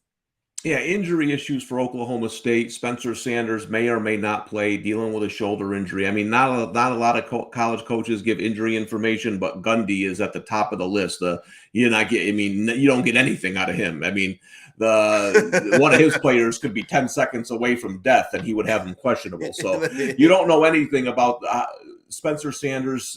The line tells me they're leaning he's not going to start because this opened at a lower number, then went up pretty quickly. I thought about hitting Oklahoma State only because I don't think Texas is a team that should be laying points on the road. I will say this, though. I had Texas last week. I thought they were going to blow out Iowa State. Iowa State has a really good defense that kind of slowed Texas down. They muddied the game up a little bit. This won't be the same way. The Texas and Oklahoma State are going to score with each other. That, I think, favors Quinn Ewers and the Horns. I see Texas probably covering this number on the road. You think everybody on this under is off? I think the under has to do with the quarterback situation. Got it. But remember, Oklahoma State, just keep this in mind when you're jumping on unders and stuff. With teams like Oklahoma State run a system that's made for pretty much any quarterback. You know what I'm saying? Like, their Oklahoma State isn't necessarily, hey, they got this great quarterback. It's their system is made for any halfway decent quarterback to come in and put up numbers, and they're going to play the same way. So I don't know. I don't hate the under, but I don't think I'd be diving all over it just because of a quarterback change. Oh, here's an interesting development right here. We do see some money hitting the board for Ole Miss right now. That number has come back in. That number is getting. We see it go. It went from one. Well, the number ended up. Mississippi State was the favorite. It flipped to LSU being the favorite. LSU got high as 2.5. Now we're seeing where that number has come back down to 1 in most spots. LSU and Mississippi, big game in the SEC. We're seeing money hit the board for Ole Miss as we get closer to kickoff. Yeah, this is an interesting one. I said before, I'm on Ole Miss, and I felt like I was the only person in the country because everybody on Twitter's got LSU. That's been an interesting bet game though this week, like you said. Open, then money came in on LSU during the week. Now money coming back in on Ole Miss. So one of those things I always find interesting. For me, it's LSU's rush defense. How do they stop this Ole Miss running game that's ranked 6th in the country? They got 2 running backs they pound you with. And I still don't like LSU's quarterback. I know he had a good game last week. I'm telling you, Florida's bad. That's why I had LSU last week. Their defense is really, really bad. I think LSU looked better than they are. This is a team, remember, 2 games before Florida got blown out by Tennessee and needed a miracle to beat Auburn, who's terrible. So I think Ole Miss is the better team. I think they win this game. All right, let's go right now. We got that one covered. Let's go down to Happy Valley, Penn State. Look at this latest line. Penn State still laying off 4.5. You got a couple 4.5s out there. You even got a 5.5 out there. Penn State, Minnesota tonight in Happy Valley. Whiteout in Penn State. Yeah, I took this one based purely on injury information. Somebody texted me a couple days ago and said Tanner Morgan, the quarterback for Minnesota, is out. The line was 4. I hit it. It does sound like he will not play. That will mean Minnesota's going to their future a little sooner than they wanted to. A redshirt freshman. His name's really long. I can't say it, but they love him there. They think he's going to be one of the best quarterbacks ever. That might be the case. I just think going into a whiteout with a young quarterback, that's a tough place to play anyway. If you're a younger guy, never been there. I think that's the kind of game where Penn State, even if they're struggling on offense, gets some turnovers, gets field position. I laid the 4 based purely on injury, but as you pointed out earlier in the show, Corey, PJ Fleck's been great as an underdog at Minnesota, especially on the road. So I can see that side too. Last 2 seasons, 4-2 ATS and on the money line as underdogs, the Golden Gophers. Alabama looking to bounce back this week. They're laying 21 at home versus Mississippi State. Yeah, listen, I think they get right today. 21's a lot. I would look more at that Alabama first half number that people love so much. I think they come out fast. They come out motivated coming off a loss. I don't know if Mississippi State can hurt Alabama like Texas with Ewers in there and Tennessee with Hooker did getting that ball down the field. I mean, maybe they do, but I don't think they have the personnel. I lean Alabama. All right, and Kansas State is the second most bet on team today at BetMGM. According to ticket count, they are catching 3.5 points today on the road versus Texas Christian. The total is 54.5 on this one. Yeah, a lot of the pros like Kansas State today. The number was 5. They bet it down. I have Kansas State to win the Big 12 at 16-1, so this is a big game for me. I think it's going to be a really good game. I think it's going to be one of the better games of the day. I don't have a big opinion on the side. I lean LSU or TCU probably coming out ahead. They have a little bit more offense. I'd have to see Adrian Martinez. Maybe he has to play from behind today. If Kansas State gets the lead, they'll be in a great position. They can run the ball. They can play that defense. So I think how this game unfolds early will tell a lot on who wins. All right, there you go. We are off and rolling right here. Still got some racetrack left to go on the program at Homecoming right here on the Better Sports Network. When we come back on the other side, I want to put a bow on things, start to close things up. Still got some big games I want to get to, West Virginia and Texas Tech being one of them. Texas A&M and South Carolina. This is an interesting one going on tonight as well. About 45 minutes away from here, Columbia, South Carolina. Yep. And then we got some extra games to get to. We got to talk about Notre Dame for our guy Jalen. Yes. He is fading the Irish as big favorites. I don't think anybody's going to argue with that right now. No doubt. We do got Notre Dame on the docket as well. Coach Prime has an interesting matchup coming up today as well. A tough spot for him. So we'll look at that and everything else when we come back right here on Homecoming on the Better Sports Network. Talk about your picks, your fantasy teams, and your sports collectibles on Better Sports Network. By the way, if you are a commissioner out there, if someone does not pay, that's on you at the end of the day. It sucks. That's why you have to get the money early, because if they don't pay, it's on you. You don't change the prize. A winner shouldn't be impacted because unfortunately you messed up as commissioner. And I've been caught with this before. I've made this mistake. It sucks, and I had to go out of pocket for it. You learn that maybe some of your friends should not be in that league. But Roan, we see it all the time with commissioner issues, and I can't stress it enough that when it comes down to league payment, it's on the commissioner if they don't have everybody's entry fee and someone decides to ghost them. Yeah, I had to collect 36 entry fees this year. All of them were collected except one. And it was one of my friends who said he was going to pay the second. I forgot to remind him. He might even be listening, but I know he's going to pay. If not, I know where he lives. But nah, he'll pay. I mean, Big Brother Adam Rodas over here. And even the guy that I've talked about before that usually always pays me at the end, he actually paid on time this time. He usually is like, I'll pay you on Friday, and then it doesn't come, and then it's 4 months later. And he always winds up paying. That's why I don't really get upset. But you've seen my emails. I don't play around. Like, no. This is the date. This is the date. You get it in by then. And I always, too, I'm like, the draft order will be determined when everyone pays. Right. So don't hit me up about the draft order. Once everyone pays, then the draft order will be done. And anyone who's been in this league, now Festy can't attest to this because he's never won money in my league, but the people who do win, they get it right away. So usually the next day or two. Just make sure the scoring, especially with football, no scoring changes, as long as it's not like a point victory, half a point, and then they'll get the money right away. What about 2 points? Yeah, I mean, wait it out just in case something crazy happens.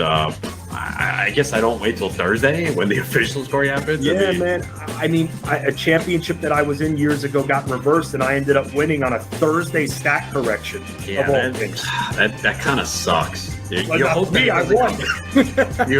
it doesn't come down to that. If you're on the better end of that, it's great. But man, imagine thinking you won, you got the money, and then it changes. That's tough. Make bets and follow your fantasy team while you buy, sell, and trade collectibles in real time. Only on Better Sports Network.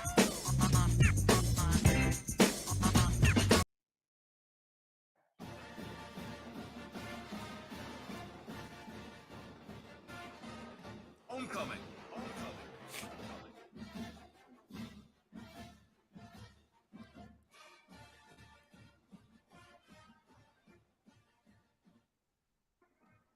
All right, back up and Adam. Homecoming right here on the Better Sports Network. Corey Parson, Tom Casale, getting you ready for these noon Eastern Time kickoffs. Important day of college football on deck. Got a lot of games that's going to be affecting the college football playoff. What's going on for the rest of the season? Already broke down a lot of them. Now it's the Clemson fight song you heard coming into the segment. They get it on today. About the top of the hour, Syracuse battle of undefeated teams in the ACC. And Tom, let's start in the ACC today with this one as we run through some conference play today. Pittsburgh and Louisville. Louisville laying 2.5, total 55.5. Yeah, I like Pittsburgh. They've been a good road team over the last couple of seasons. Again, a short road favorite. I didn't bite on the game in terms of putting my money on it. It was one I looked at quite a bit. I just think Pittsburgh's the better team. I think there's some value there, so I would lean Pittsburgh. Maybe another team if you have playing some money line parlay to put in there. Interesting. Now, Pittsburgh is the favorite. I had that wrong in here, Tom. I said Louisville laying 2.5. Pittsburgh is laying it. Oh, did I say? I said it wrong. I Okay, said cool. Yeah, no, I said it wrong. Yeah, as a slight putting in as a money line into a money line parlay. I was thinking of betting favorites, but yeah, no. I like Pittsburgh to win this game on the road. That number has come down right now. You see, Louisville only laying 1.5, so that money is moving in the right direction. Big 12 matchup: West Virginia and Texas Tech. Tech laying 5 at home, total 65.5. Yeah, I think West Virginia is starting to play a little bit better here. Their defense isn't great. They don't play great on the road, but this has a feeling to me of one of those crazy, wild, back and forth kind of games where neither defense can stop the other team. I lean taking the points here with West Virginia. Again, Texas Tech, Corey, we say it every week. That's still a team that I don't have a good feel for. I didn't have a good feel for them entering the season. I don't have a good feel for now, but I still like them better in an underdog role instead of laying points. Yeah, I would agree with you on that one. Purdue and Wisconsin. Last I saw it, Wisconsin was laying 1.5 at home versus Purdue. This is a big game for Purdue. Yeah. Yeah. It's a big game for me. Yeah. I bet Purdue to win the Big Ten. Yeah, here's your life. And little did I know that it could go down to Purdue and Illinois, their game later this year. How about that? Nobody saw that coming. Nobody saw that one coming. Well, no, I thought Purdue had a chance. I wasn't expecting the Purdue-Illinois game to be the deciding factor here. But listen, Purdue is better than Wisconsin right now, but it's always tough to go into Camp Randall and play. I know Wisconsin. That's a wild joint. This is again, since I have a futures on it, I'm going to sit back and watch. This is a no play for me. I don't have an edge either way. I think Purdue's the better team. I think this is a bad spot for them, though. I wouldn't be surprised if Wisconsin gets the win today. Last start, one of the final two starts of the night, Pac-12 action, Washington and Cal. Oh, now we're cooking, baby. Washington laying 7.5 on the road. I got you some stuff for this one, Corey. I listen. We talked. We were. The late night college football has been terrible, right? This ain't gonna help any, but so I figured let's bet it, right? Cal lost to Colorado last week, Corey. Nobody wants to bet Cal, right? How about this? As an underdog, Justin Wilcox is 22-9-1 against the spread. That's 71%. That record jumps to 16-3, 84% when Wilcox is getting at least a touchdown. At home, getting at least a touchdown, 6-0. Give me Cal plus 7.5, little bit on the money line. They win the game outright. All right, there we go. We're going to hit the money line. And listen, we coming, Tom. We on tilt, and we coming for that one tonight. That's going to make the fantasy executive card right there. Good call on that one right there. Down here, not too far from where I'm at, Texas A&M comes to town, take on South Carolina. This one opened up 4. It actually came in on South Carolina. Texas A&M laying 3 on the road. Carolina 4-2 on the season. A&M 3-3. Carolina 4 wins have come versus basically FCS teams. I think A&M rolls, but a lot of people think South Carolina can cover and possibly win this game. I don't see it unless they block 2 punts, which they might. Yeah, and I did see a tweet come by. South Carolina is getting 4 players back today that were injured, 2 defensive starters, a running back. So this is the healthiest they've been in a while. Man, I have a hard time reading A&M because of the offense. Yeah. You never know what you're going to get. I kind of agree with you. I thought this number was a little short. I mean, before the season, at look-ahead lines, you're looking at 12, 13 points in this game, and now they're laying a field goal.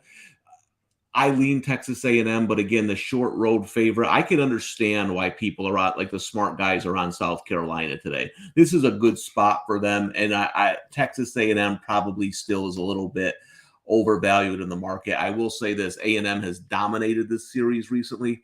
I don't know if that matters today, but slight lean to A&M. I mean, listen, they'll probably have a nice crowd out there, nighttime game, you know what I'm saying?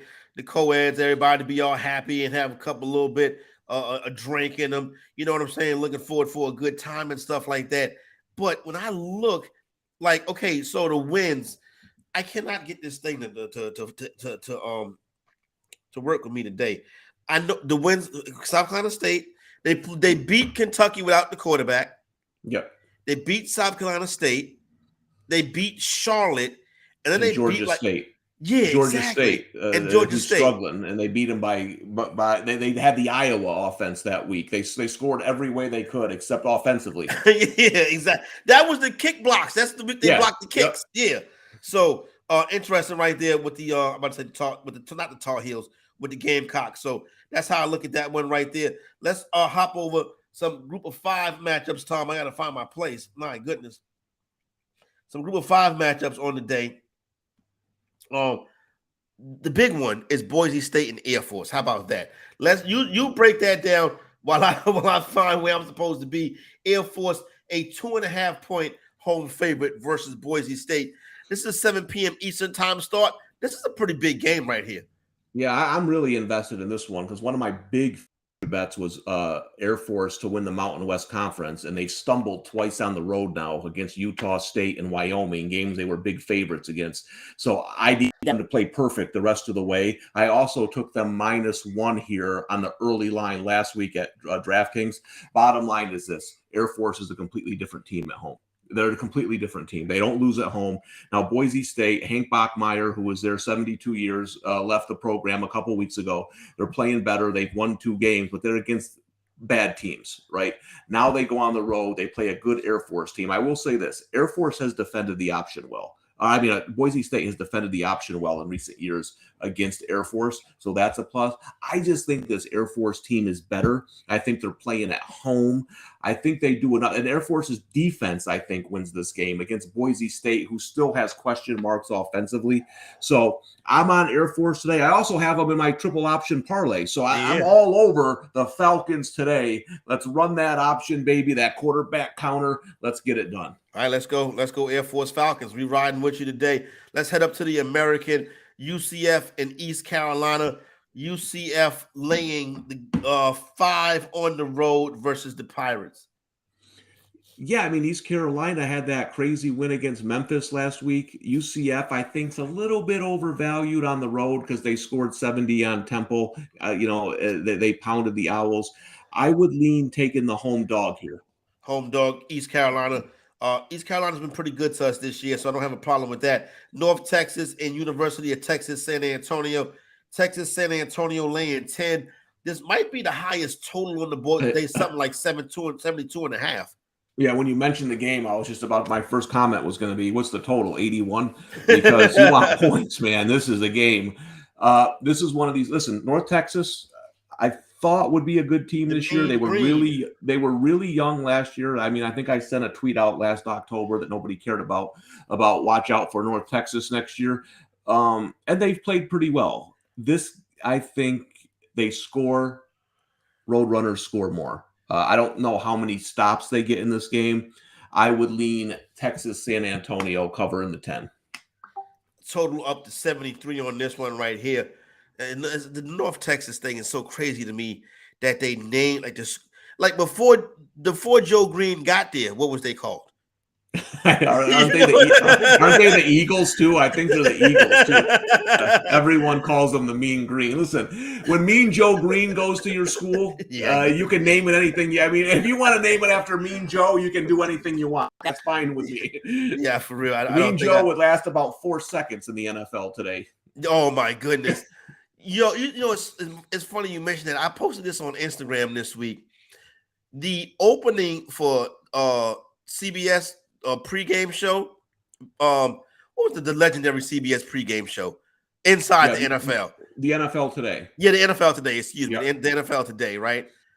The opening, highlights that they would show before the show came on. All of the plays would be a penalty in today's NFL. Oh, yeah. The guys throwing people and hitting them with their helmets. Yeah, oh, yeah. Clotheslines, all of that is in the open for the NFL Today. All of those plays today would get you thrown out the game. Corey, it wasn't too long ago. Couch going, you got jacked. Remember when exactly. Guys' helmets popping off and... Now today you do that, you'll be getting something in the mail. and you might be asked to leave the game. A little bit of action, Michigan and Eastern Michigan and Ball State. I don't understand. I didn't write the point spread down from this. The total is 58.5. Excuse me for that. But Tom, Ball State a slight home favorite. Ball State's starting to play better. I looked at them today. I didn't pull the trigger, but I would lean Ball State laying the short number at home. Georgia Southern and Old Dominion. Old Dominion, a 2.5-point home favorite. The total is 66. Well, we were right about Georgia Southern last week, Corey. I actually put that bet in. I wish we did this show earlier in the week so we could talk some of these things through, because we were talking about Georgia Southern against James Madison. James Madison was ranked. We looked at that line. I said, you know what? This is a terrible spot. I think it's too much. I ended up betting that game. Georgia Southern wins outright. So now I think James Madison comes back and pounds Marshall today at home. But I think Georgia Southern's in a bad spot. ODU, 2-point favorite at home. Give me the Monarchs. You know, it was interesting, Tom, when a team, this is when you look for potential upsets, is a team that makes their debut in the top 25. Yeah. Like those teams almost immediately lose. You know what I'm saying? Right. And Tulane is that team today. We spoke about them earlier, Tulane. They got that game where they're laying 7 versus Memphis. You like Memphis. You did mention Memphis, right?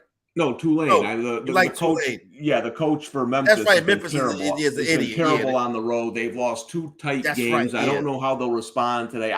I think they have a coaching issue in Memphis. I noticed that last year, and it's kind of gone on this year. They blew that game against Houston, which was inexcusable. So let's see if the kids show up today. I'll tell you this. If Tulane jumps on them early, that game's over. Bet it live. They'll kill them. Does the Memphis basketball team have a coaching problem? They might. The problem with guys like Penny, in all honesty, Corey, you know what it is? They recruit the same player. So they have 10 of the same player. Yeah. That's great that they have talent, but you need different kinds of parts, right? Especially in college. Yeah. The 3-point shooters and all that stuff, space the floor. That's always been my problem with Memphis is they have that slasher, they have that athletic guy, they have the guy in the post, but they don't have perimeter players. And in today's college basketball, tough to win that way. God, okay. Hey, you refuse to talk about Jalen's Notre Dame game. I'm just getting ready to mention the Fighting Irish laying 26.5 at home versus UNLV. UNLV is a god-awful football team, but I'm not laying 26 with Notre Dame. But can you actually bet UNLV like Jalen is today? Well, I know you can, but would you? I didn't, but I can. He said Notre Dame hasn't covered yet versus a dog when the spread is 13 plus, right? UNLV plus 26. Boy, this is a tough one. I think it would be UNLV or nothing. I don't think the players will quit on Marcus Freeman, but man, that was a bad loss last week.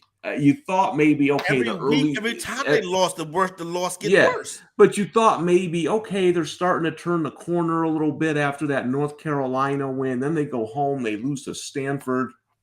I don't know. I know he's got a heck of a recruiting class coming to Notre Dame. Maybe this turns around next year. They're not a very good football team right now. So I wouldn't lay the 26. I think you set yourself up for maybe a backdoor cover here. We'll see what happens. But this is a no play for me. We spoke briefly about Ohio State earlier. We don't really talk about them much because every week they're laying 49 points.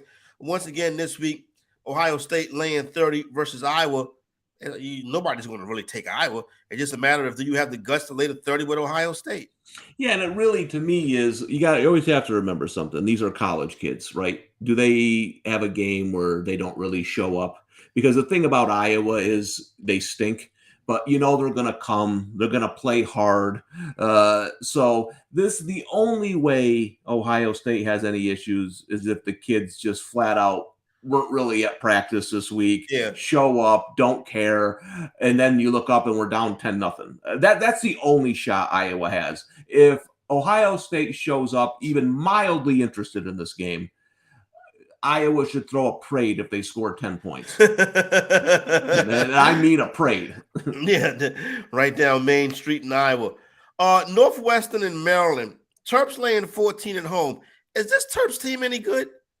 I mean, I know they're playing well, but like I'm impressed, to be honest. I did not think they were going to be this good this year. I'm impressed with Maryland. Yeah, somebody told me before the season to watch out for Maryland. And so they kind of just been in the back of my head because I got that little tip. They played better. I took Michigan against them a couple of weeks ago. That's the game where I was impressed.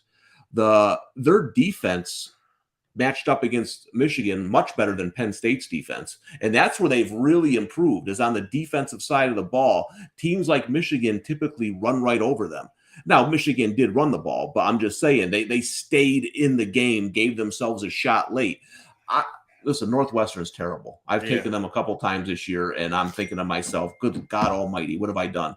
So I would lean Maryland getting the win here. The only thing is, Corey, we say this all the time, Maryland, not quite the greatest team laying double-digit points, right? Maryland's a team you want to take as a short favorite or getting points. That's the only concern here for me. Yeah, laying, and them actually pushed up to where they're laying 14.5. It may be homecoming this weekend. And with Northwestern in town, it probably is homecoming. Yeah. Yeah.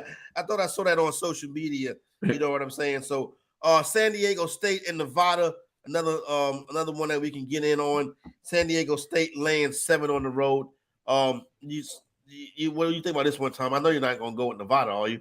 No, I'm kicking myself for not taking under Nevada's win total at 5. You could see that they were going to struggle this year. They lost virtually everybody from last season. A lot of changes. They're terrible. So no, I'm not taking Nevada.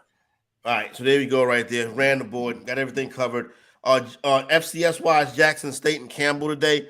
Jackson State's laying 14. I don't think they're 14 points better than Campbell. So I would actually take the points with Campbell. I think Jackson State wins, but I think Campbell actually keeps it close. Campbell's not a bad football team as far as Coach Ryan getting a little bit too much love from the odds makers now. Exactly. That's what it is. It's pushing up. People are looking for the games. They're finding it on the extra, and it's pushing the number up. Just on what was that, 60 Minutes last week? So there you go with that one. Now, South Carolina State and North Carolina Central this week. State needs this one right here. So the winner of this game will have the inside track, Tom, to beat up Jackson State's opponent when we go to do our remote broadcast from the Celebration Bowl, right? So we need to win this one today, South Carolina State, so I can have a little December vacation. Now, if they win and they play Jackson State, if they lose, I was going to say, because I was going to have a bet with you. If they lose, you'd have to eat one of those gator sausages. I guess you're already off that. No. They're not going to beat Jackson State. How about if they win? If they beat Jackson State, you got to have a gator sausage. Then I'll do that. You know what I'm saying? So, but today Central, it's a pick 'em. I'm going to put something on South Carolina State just because, but they haven't looked that good this year. This right here essentially is the biggest game of the year for them. So it's at home. They had college football live there on campus yesterday. So maybe that motivates the fan base to come out and have a good time. And we'll see what happens. So that's the FCS games today. So there we go, Tom. I think we did okay. Best of luck to everybody. You got the parlay, right? The Service Academy parlay. Triple option, money line parlay, Navy, Army, of course. God bless America. Let's do it. There you go. Right. I'm going to tell that one. And I also have the Cincinnati. Who was it? It was Cincinnati and who? Cincinnati and Toledo is the parlay. And I'm on I'm on LSU. Tom's on Ole Miss. And I'm on the Golden Gophers versus Penn State. So that's where we stand. I want to thank everybody for rocking with us. Thanks to the producers for having us. For my man, Tom Casale, is Corey Parson, the fantasy executive. Enjoy your Saturday. Win your wagers. And catch us back here tomorrow morning. Our day kicks off at 9 a.m. Eastern time. For Tom, Corey, we out.